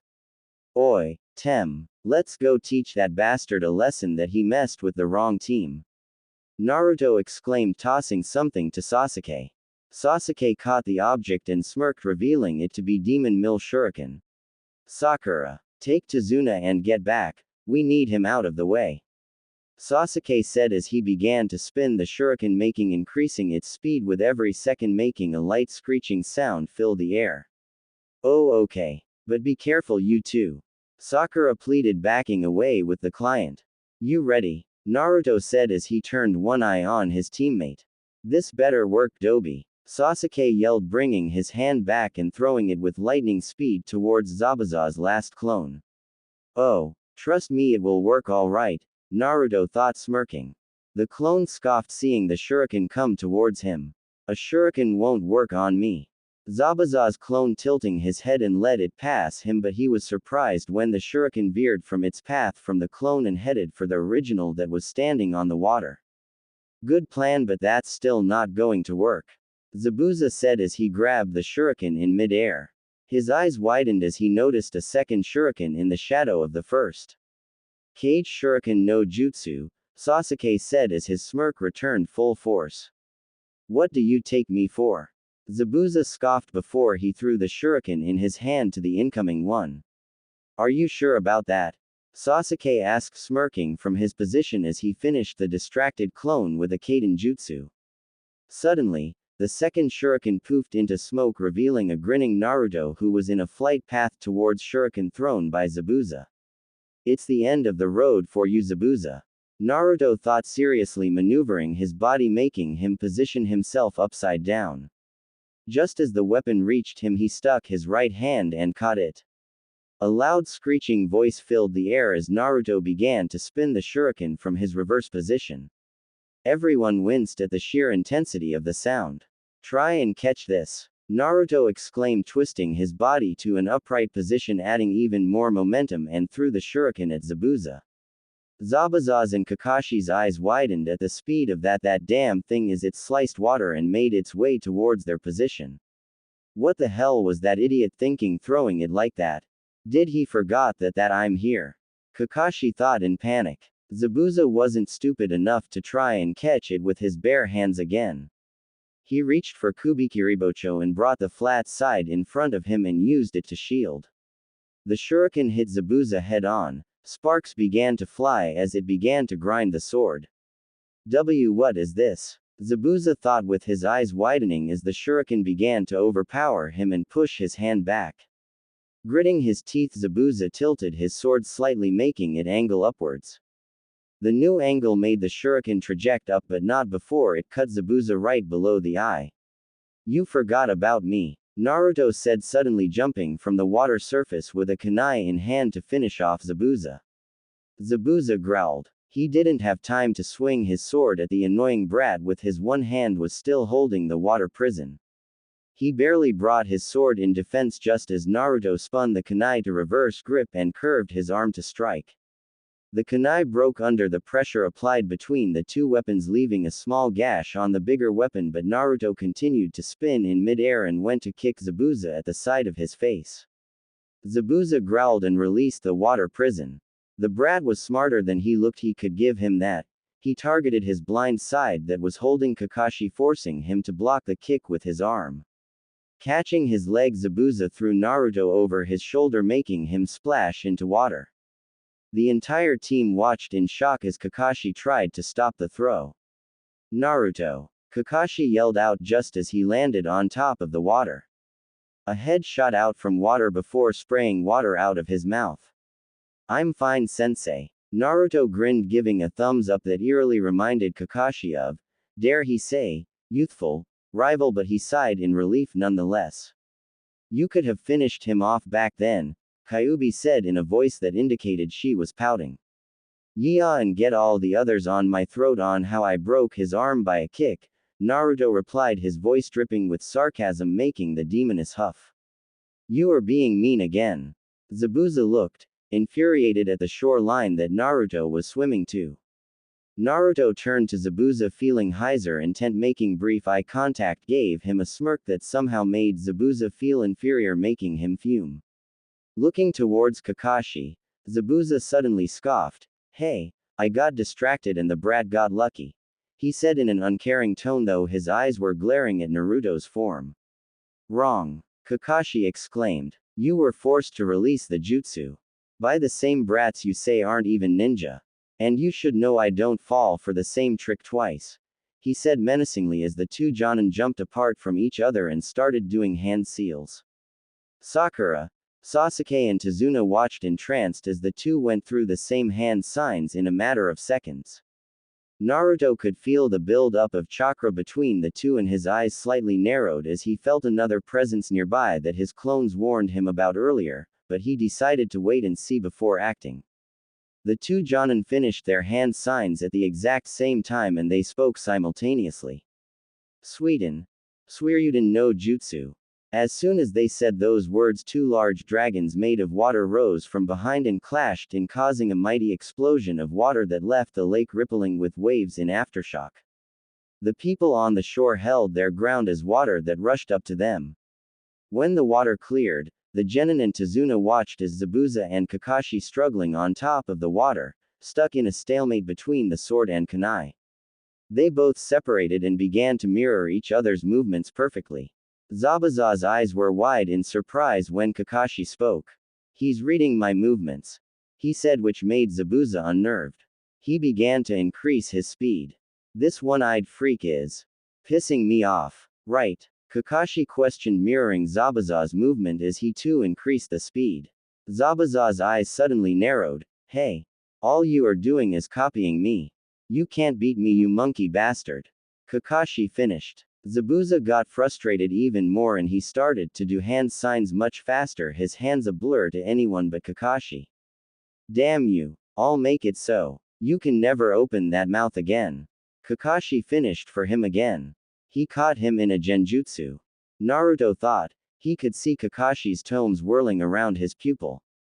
Zabuza seemed a bit more unnerved and the speed of hand seals slowed down slightly and he completely stopped when he saw Kakashi being replaced by himself while Kakashi finished his own before Zabuza.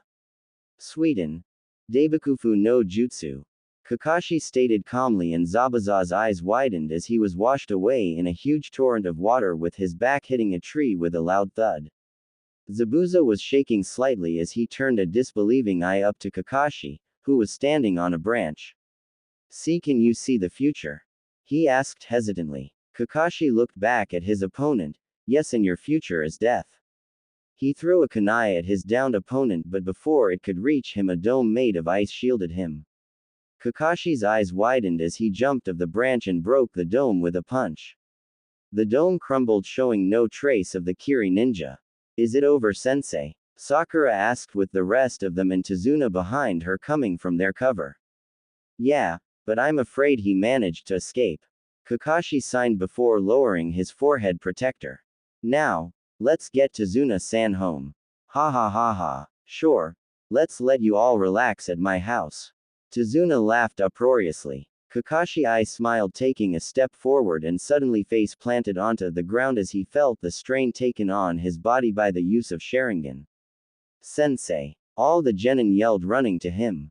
Okay guys, first of all I apologize for the late update. I was kind of busy with the horrors of my collage starting again. So it's been a hectic month. A lot of the guests have complained about the last chapter being like canon. The last chapter had importance on its own. I had to show Naruto seemed strong and weak at the same time, and the fight with Zabuza was perfect for it. Outside, Naruto would seem to dig flashy moves, but he will be using simplest of things like a kunai slash and silently finish of his opponents without gaining attention of anyone. And I mentioned before, Naruto mainly concentrated on training his body due to the lack of supplies. So I made him play some role in surprising Zabuza, and also I always loved the whole "can you see the future" thing, so I made sure to place it. I hope that's understandable and clears things. Last time. Kakashi smiled, taking a step forward and suddenly face planted onto the ground as he felt the strain taken on his body by the use of Sharingan. Sensei. All the genin yelled, running to him. He's fine, just exhausted, let's get him to Tazuna's place. Sakura explained after checking over him. Sasuke and Naruto nodded while grabbing their sensei. Naruto hoisted his sensei's arm with Sasuke under the other, and they began the trek to Tazuna's home. An ice user, EH. How interesting. Naruto trailed off in thought. Chapter 10. A damsel in distress. And a goddess. Crash. A tree fell, revealing the outstretched hand of a blonde shinobi. It was nighttime and the clearing was filled with broken trees and debris caused by the courtesy of the troublesome ninja. Naruto sighed before looking up at the stars. It had been 2 days since they arrived to Wave Country after they fought with Zabuza. Kakashi decided that it was finally time for them to learn something and decided to train them after being able to walk. It was quite amusing seeing him climb a tree with crutches. Flashback. Sasuke's and Sakura's jaw hit the forest floor on seeing their sensei so casually walking up a tree and stand upside down on a branch. Use your chakra to stick to the tree surface. If you use less you will slip and fall, and if you use too much you will be thrown back to the ground. You have to find the correct amount of chakra and then maintain its balance to get this done. Kakashi explained, hanging upside down but still reading his book nonetheless. Reaching behind to his holster he took out 2 kunai and threw them in front of his genin. Use those to mark your progress. Try running up the tree, it would be easy that way. Sakura and Sasuke nodded dumbly, still too baffled by the whole thing, and went to pick the kunai in front of them and noticed that there were only 2, making them confused. Sensei, what about Naruto? Sakura asked with her eyebrows furrowed. Even if the dobi is too weak, I think you should at least give him a chance. Sasuke suggested in what could be assumed as concern. I don't understand it. Are they defending me or insulting me? Naruto thought with a sweat drop. Kakashi looked amused at his students' antics. They were a unique bunch. I think there is no need for Naruto to do this exercise. Don't you agree, Naruto? Kakashi said, dropping down from the tree and made his way towards his team. I suppose there are a few things you would be willing to share with us. Perhaps you should begin on how you managed to fight on top of water. Kakashi questioned like it was the most common thing in the world. Sakura's and Sasuke's jolted their heads in the direction of their idiotic blonde teammate, remembering how he attacked Zabuza after throwing the windmill shuriken. Naruto was mentally cursing himself. He hoped that Kakashi had forgotten about it in the heat of the battle, but the damn porn-reading idiot was waiting for the dramatic moment as always. But he was also glad Kakashi decided to ask now. It would have been disastrous if acted like he was having a tough time learning the stupid exercise when the others knew of his capabilities. So Naruto answered quickly, having thought up of it before, hoping Kurenai wouldn't get in any trouble. He. You caught me, sensei. I was planning on beating the Tem, but you ruined it. Naruto whined, pouting. Sasuke's left eyebrow twitched before being replaced by a smirk. In your dreams, Dobi. Someone like you could never beat an Uchiha. Cha. Sasuke-kun is so cool. Sakura fawned. her eyes being replaced with hearts. Naruto mentally grinned. This situation was going just the way he thought. All of them are so predictable. What was that, Tem? Didn't Makoto-chan scold you not to speak like that? Naruto glared with a slight mischievousness hidden beneath his azure eyes. Sasuke immediately grew a tick mark, remembering the little speech his mother gave for hours back when he was still in the academy. How many times do I have to tell you to not address my mother like that? And how do you even know about that incident? Sasuke demanded, taking a step forward, letting his emotions get the best of him. Sakura looked like she wanted to say something but held her mouth shut, remembering how Sasuke's mother reacted when she yelled at Naruto for calling her Makoto-chan. But before the situation got out of hand, Kakashi placed a hand on Sasuke's shoulder, calming down the Uchiha genius down. I think we are getting off the topic here, and I almost feel like you are purposely distracting us, Naruto. Kakashi chided in while Sasuke and Sakura looked at him like he was insane. Smart scarecrow. Naruto grumbled under his breath, just enough to be unnoticeable to the others. The blonde ninja suddenly looked embarrassed and brought his hand up to rub the back of his head sheepishly, catching their attention. It's not like that, Kakashi-sensei, believe it. Before the graduation, I asked the old man Hokage to help me in my training, Dadbeo. But he was too busy to help me, Dadbeo. So, he asked Kurenai-chan to help me, Dadbeo. She said my control ed, Dadbeo. So she taught me tree climbing, Dadbeo. Naruto exclaimed excitedly, standing on his tiptoes, twisting the reality of each fact to his favor. Kakashi just shook his head, holding the bridge of his nose, looking at the goofy ninja that had a never-ending supply of energy. Let me get this straight. Hokage-sama ordered Kurenai to train you, and she taught you tree climbing because your control was bad. Naruto nodded his head rapidly with a grin on his face. Why didn't you mention this before to me? Kakashi asked after a second of thinking. Naruto's grin simply widened. I forgot. Sasuke and Sakura face faulted while Kakashi gave Naruto a deadpan stare. Besides, Grandpa always told me that a ninja should keep his skills hidden. Naruto continued as he looked to the side while interlocking his hands behind his head, grinning with his eyes closed. Kakashi didn't know why, even though such wise words seemed so mediocre with the way Naruto said. But hearing it from him made the instincts he honed over the years of war became unnerved. Pushing the knots that had formed in his stomach away, Kakashi asked another question. Is Kurenai still training you, Naruto? Naruto looked to be in thought for a second before answering. No, but she does visit to check up on me during her spare time. Kakashi nodded sagely. So that's why she asked me about Naruto at the dango shop, but why is she bothering to train him even now when he has me? Kakashi trailed off and his eyes suddenly widened as a thought struck him.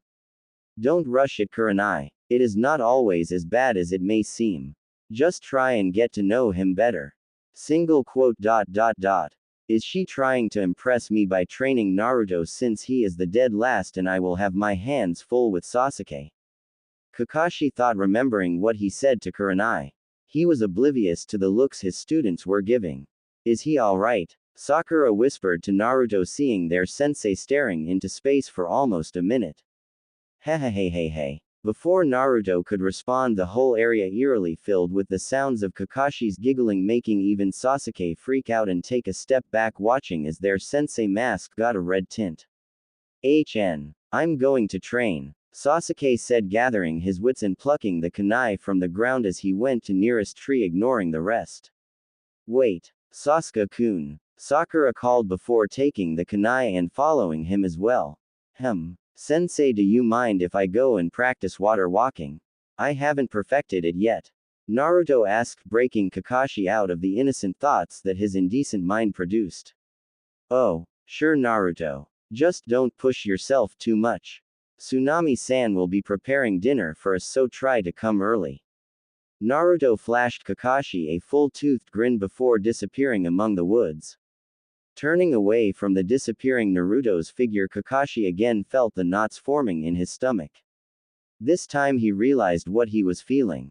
Fear. But from what? The Kyuubi. Or is it? Kakashi thought looking over his shoulder, when a flash of Naruto passed through his mind. Nah. This is Naruto we are talking about. Kakashi shook his head at the far-fetched idea he got before turning to his students. Flashback end. Coming out of memory lane, Naruto smirked while holding out the palm of his right hand. Channeling chakra into it, Naruto got an intense look of concentration on his face as pure chakra began to form and swirl in hand, taking the form of a blue sphere in less than 3 seconds. A soft humming noise filled the night air from the stabilized spiraling sphere that Naruto held. So, you finally perfected the Rasengan, huh? A familiar voice resounded from the back of his mind. Yeah, but it took a lot longer than I would have preferred. Oh, come on. Your old man said in the scroll that it took him 3 years to completely create and learn the technique. But it only took you a week to do it with help of your clones, and after learning those chakra control exercises from that red-eyed Jonin, you nailed it under a month. You shouldn't be disappointed. Kyuubi yelled in exasperation, making Naruto chuckle. I suppose you are right, and I really need to thank Kurenai for this. But first I need to learn more about this so-called one of the wealthiest men in the world. The sound of water hitting the floor came to a halt as the shower was turned off. A feminine figure came out of her bathroom, drying her hair with a white furry towel with another one wrapped around her torso, barely enough to keep her most intimate parts away from the prying eyes. Her wet dark blue hair sticking down at the side of her face, reaching the top of her sizable cleavage. The exotic-looking woman walked around her room and went over to the full-body mirror. After drying her hair for a few minutes with the towel, she threw it over her bed. Staring at the reflection in the mirror, she straightened a few of her locks from her oval-shaped face. Reaching for the knot, she tugged on the towel and let it fall soundlessly in a pool around her on the floor. Now face to face with her reflection, the woman slowly glided her hands over her flat stomach muscles until she reached her S. Her pink nipples being hard mostly from the hot shower she took a few moments ago. Traveling upwards, she clamped her S with both of her hands as if she was weighing them. A frown marred her beautiful features, indicating her slight displeasure over something. They have gotten bigger, she said out loud with a sigh. Yeah. No. You still got quite a figure considering the fact you have a child. Thanks. I usually work OU.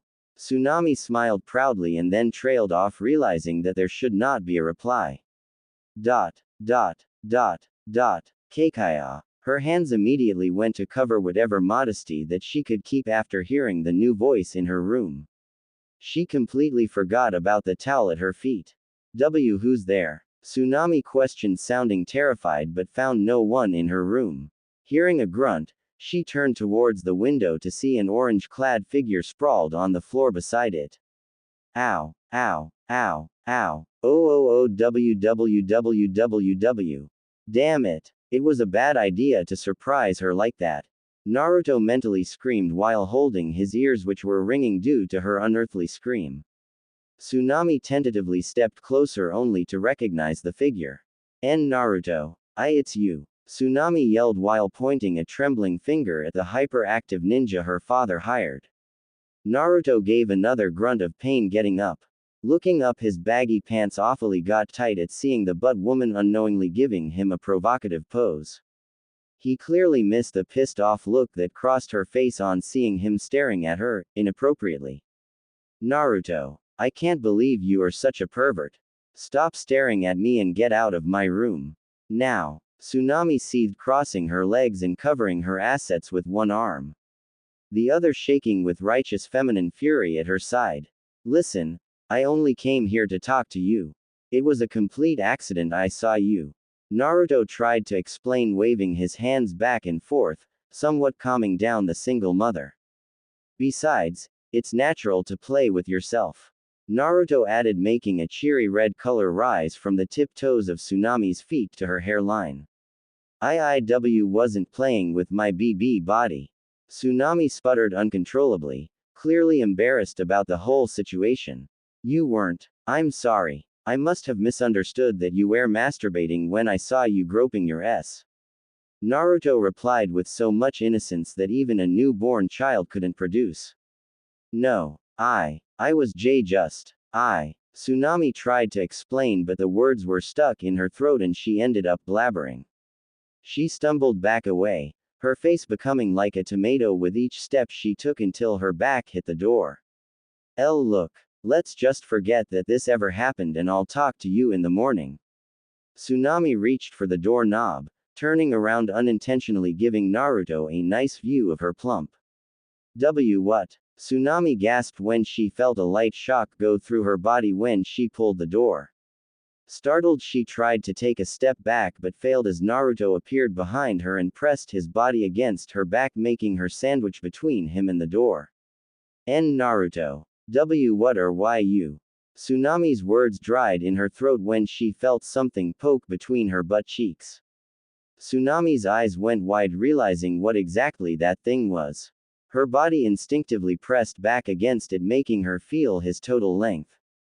It's so big. Tsunami couldn't help but think while giving a light moan. But she stopped herself and blushed, noticing what she did. Naruto gripped her wrists and held them both at her sides, pressed against the door, ending her futile struggle before it even began. I sealed the room, so no one can hear us no matter how much you scream, and only I can open the door. Naruto's voice carried as a whisper to her ear, making her pale. She tried to push him away.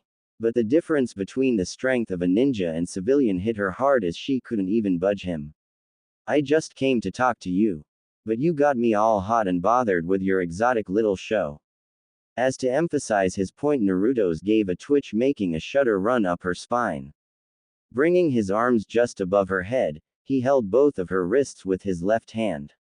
Naruto sensuously traced the fingers of his right hand down her arm until he reached her cleavage, making her shiver at the coldness of his touch over her hot body. Tsunami's breath hitched as Naruto started to grope and fondle her s. What is happening? He's just a 13-year-old. He should barely know about this kind of stuff. But he's turning me on so much. Tsunami's bit her lips, her eyes becoming half-lidded as she began to breathe heavily. Naruto leaned up and dragged his tongue from the nape of her neck to her ear. The civilian woman couldn't hold it anymore. A loud moan escaped her slightly parted lips. Her eyes glazed as her body gave into its baser instincts under the skillful hands of the ninja. Her lower region began to grind into the source of the pleasure as he nibbled her ear.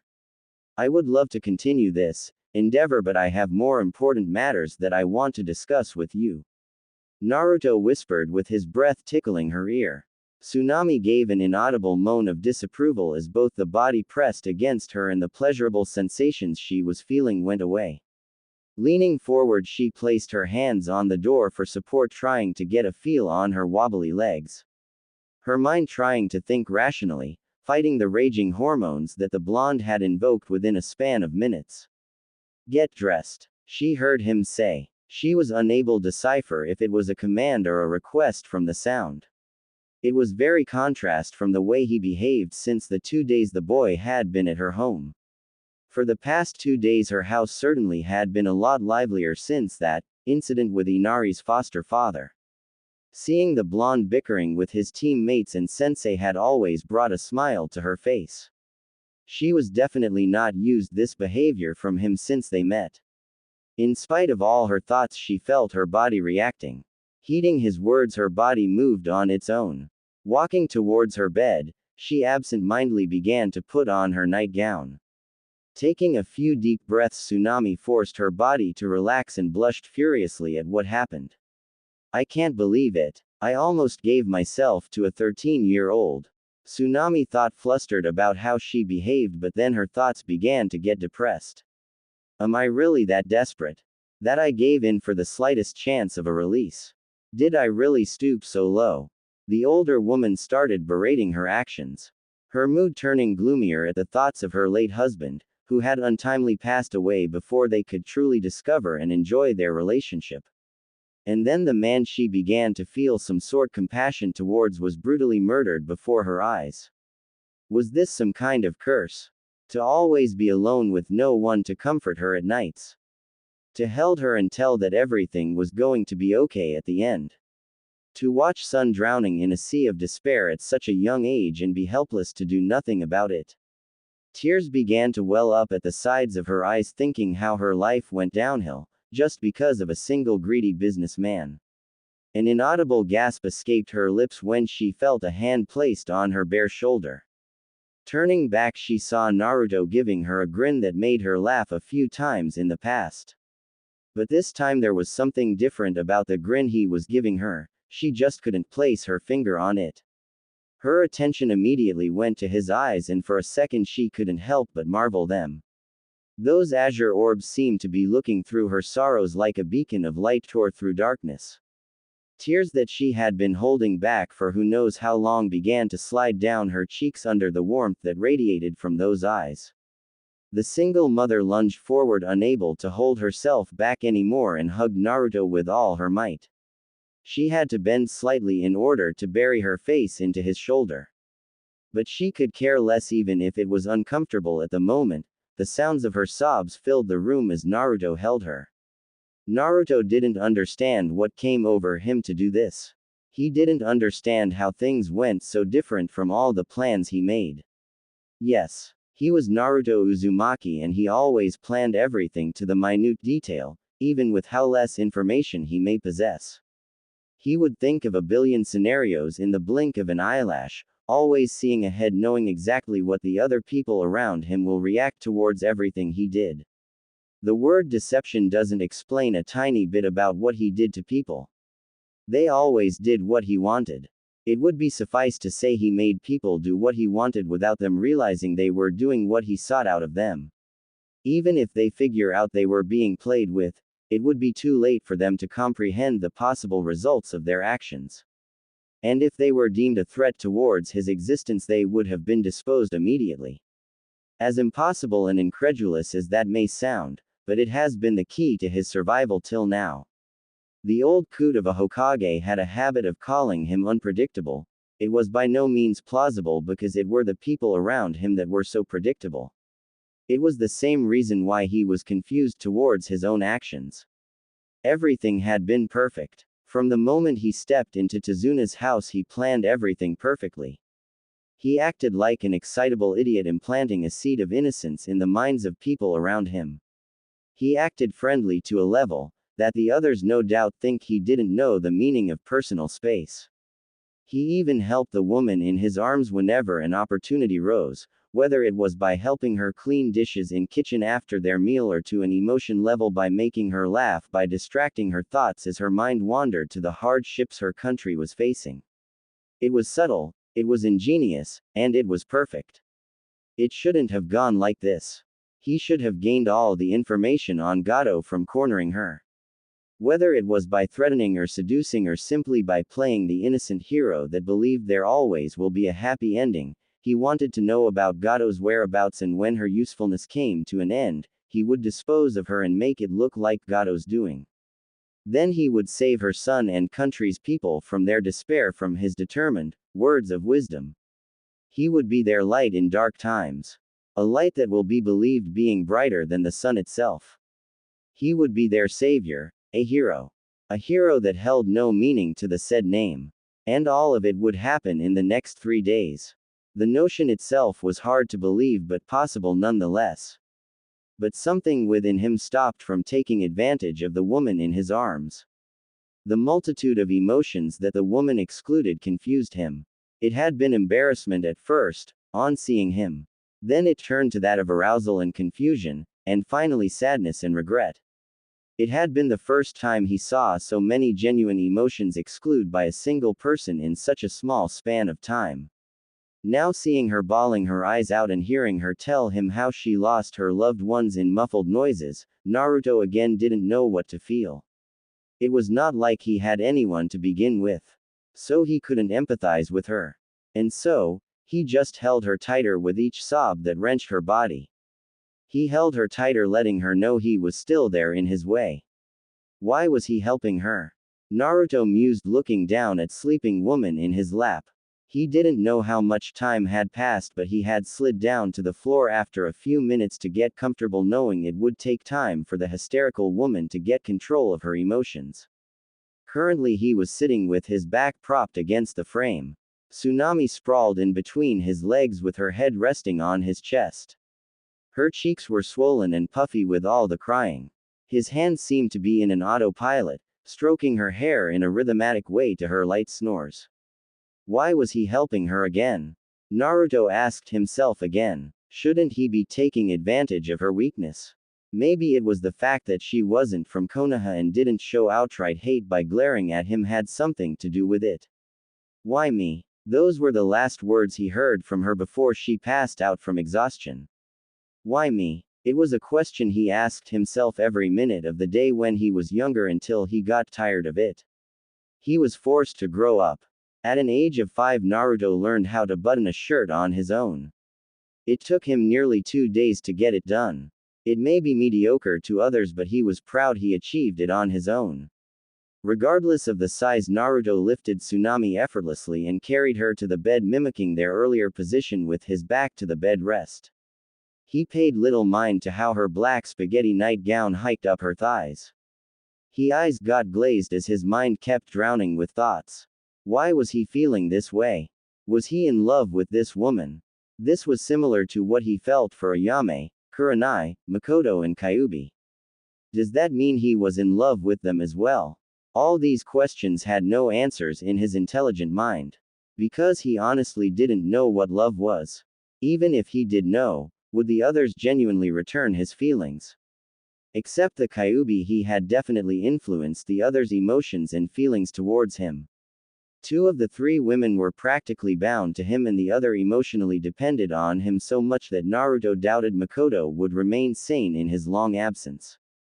But a part of him couldn't help but think, they had some form of genuine love for him, love that he thrived so much when he was younger.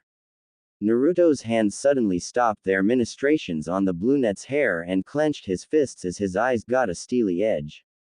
It didn't matter if they loved him or not, because at the end of the day, the great tree off Konoha will fall, and it wouldn't happen in some flashy jutsu.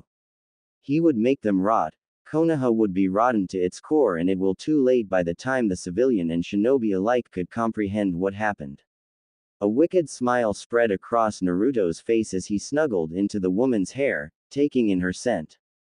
And you are going to help me in it, tease na mi-chan. Naruto dragged out her name with his silent chuckle echoing throughout the room. Naruto. Kyuubi's guilty voice rang through the recess of the now part dark sewer and part bedroom. But it went unheard because the person that was meant to hear them had fallen asleep. Single quote. I'm sorry. A day later, a few leaves soundlessly fell from to the ground as a usable silhouette of a person jumped from one branch to another. Using chakra to boot his speed and as a cushion for each step. His target being the mansion that was visible ahead. His trek slowed down to a halt, seeing some figures gathered around a fire in the middle of a small forest clearing. Using the midnight shadows to hide, he channeled chakra to his ears to enhance his hearing. Forest clearing. The fire crackled, showing some of the faces of the few men. Their packs kept aside filled with swords and many other weapons. Their laughs and the smell of booze filling the night air. So, what are Gato-sama's orders? A somewhat skinny man asked, starting a new conversation, with the rest of them looking towards an ugly and bulky figure, mostly the leader of the group. Ha ha ha. He mentioned this country being of no use to him anymore. Tomorrow we are going to slaughter everyone and keep all the women for our entertainment. The leader roared like a madman, with others shortly joining him. But what about Zabuza? Another asked, making the laughter stop as murmurs began to rise anew. We can't defeat him. He's a demon. He will slaughter us. Silence. The leader roared in anger and threw the bottle of alcohol in his hand, making them stop. Zabuza is injured. Even if he was not, combining those inside the mansion, he cannot defeat all of us. We're in hundreds. We will be the ones taking the bounty that's on his head. Ha ha ha. The arrogance in his voice failed to register in their drunken minds. Yeah, we will him. One of them cheered. Yeah, then we will ravish all the women. I will pound them so hard, they will be moaning my name to oblivion. Ha ha ha ha ha ha ha. Ha ha ha ha ha ha ha ha ha ha ha. Ha ha ha. Ah. Squelch. The laughter stopped instantly. A look of horror crossed their faces on seeing a kunai buried into their leader's open mouth. Unable to make a sound, the leader fell on the forest floor with a thud. The fire's dim light showing his eyes that had rolled back into his skull. Before they could scream in panic and scramble from their places, kunai sailed from all directions, hitting their targets within seconds. The slight sounds of the falling bodies were the only indication of the slaughter that had just occurred. A flash of orange was the last thing a bandit saw before he fell dead. Mansion. Gur. Gak. Ku. Gur. Naruto watched amused at the sight of Gato and scratching his stomach in his bed. He had stealthily sneaked into the mansion without alerting another group of bandits. Looking around, he noted Gato's room was quite impressive, but that was to be expected. Gato was currently sleeping in a king-sized bed. The snores and noises he was making made Naruto think of him more like a pig than a man. Hurry! We have to get this done before morning, else your sensei will start searching for you. Naruto nodded, his eyes getting a mischievous gleam. Grr. Gah! The pig man screamed as he was kicked violently in the stomach. He quickly scrambled to his feet. Who's there? MHMMMMHMMMM. Who's there? Show yourself. Gato asked, his voice this time his voice trembling as the mysterious sounds seemed to come from every direction. Gato-kun. The windows suddenly closed shut from a burst of wind, making the already terrified man visibly shiver. Gato-kun. The voice sounded almost divine. A hand touched his shoulder from behind, making him scream and fall on his butt. BBAAAAAAHHHH. Stay away from me. Gato screamed, terrified, hiding his head between his legs. Do not be afraid of me, Gato-kun. I am here to help you. Curiosity getting the better of him. Turning around, he dared to peek through his fingers with the rest still covering his face. His jaw promptly dropped to the floor on seeing the woman, no goddess before him. She even had tiny cute wings. The goddess giggled, making him snap out of his stupor. Gato blushed, with a slight nose bleed on seeing her. She was of average height with long blonde hair that was done to long pigtails at her sides. Her face was heat-shaped with 3 cute whisker-like marks on each cheek, and on her back were a pair of 2 cute angel-like wings that were just visible from the front. But what made him have a nosebleed was the fact that she was wearing nothing. 2 wisps of smoke that barely left anything to imagination were the only thing covering her. Gato briefly tried to blow them away but was disappointed they didn't disperse. Gato-kun. Even her voice was angelic. Just by way she said his name made him almost wet his pants. Who are you? The businessman asked, seemingly in a trance. A melodious tune filled the air in the room as the background of the woman started to illuminate in some divine light. What is this? What is this beautiful sound? The angelic woman giggled again before answering. I am your guardian angel, Gato-kun. I am the great goddess Naruto. The goddess declared, pointing an elegant towards her. Odd SS. Gato sputtered, looking with his the size of dinner plates, trying to wrap his brain around the words. Correct, Gato-kun. The woman gave another giggle with the back of her hand covering her lips. And I have come to take you with me. She continued. Gato immediately got confused at her words. See, come with you. You mean to heaven. But that means I have to die. I don't want to die. Gato screeched in panic at the prospect of his death. Naruto just tilted her head, giving a confused look. But why don't you want to come to heaven? Don't you like me, Gato-kun? Is that why you are refusing to come? She sounded hurt and her lower lip quivered with tears gathering at the corners of his eyes. Gato's eyes widened, seeing her almost cry. His hands immediately shot forward, holding her hand in both of his. No. No. I like you. I like you very much. Then why don't you come with me? She tilted her head again. Her face showing nothing but pure innocence. It's just that I have worked so hard in gaining everything I have. I don't want to die with losing all my wealth and fortune. Gato explained, secretly enjoying the softness of her hands. Naruto blissfully remained ignorant of his groping and perked up like a child given a candy. Oh. Is that it? Then will you come with me if you can take all of your fortune to heaven? And we can be together forever. Naruto exclaimed dreamily. Gato grinned lecherously at the prospect of having his own goddess. She's so innocent. I bet she is wonderful in bed. Cut it out, Naruto. You are wasting time. Who will actually believe such stupid stuff? Fine. If I can take everything with me, then I will come with you. Tell me what I have to do. Gato said, not trying to hide the perverse look on his face. Single quote. I don't believe it. The fit actually fell for that. Kyuubi looked stunned. Her former annoyance turned to disbelief. That's easy. Naruto showed her free arm containing a stack of papers that Gato was sure weren't there before. He shook that off as being a goddess thing.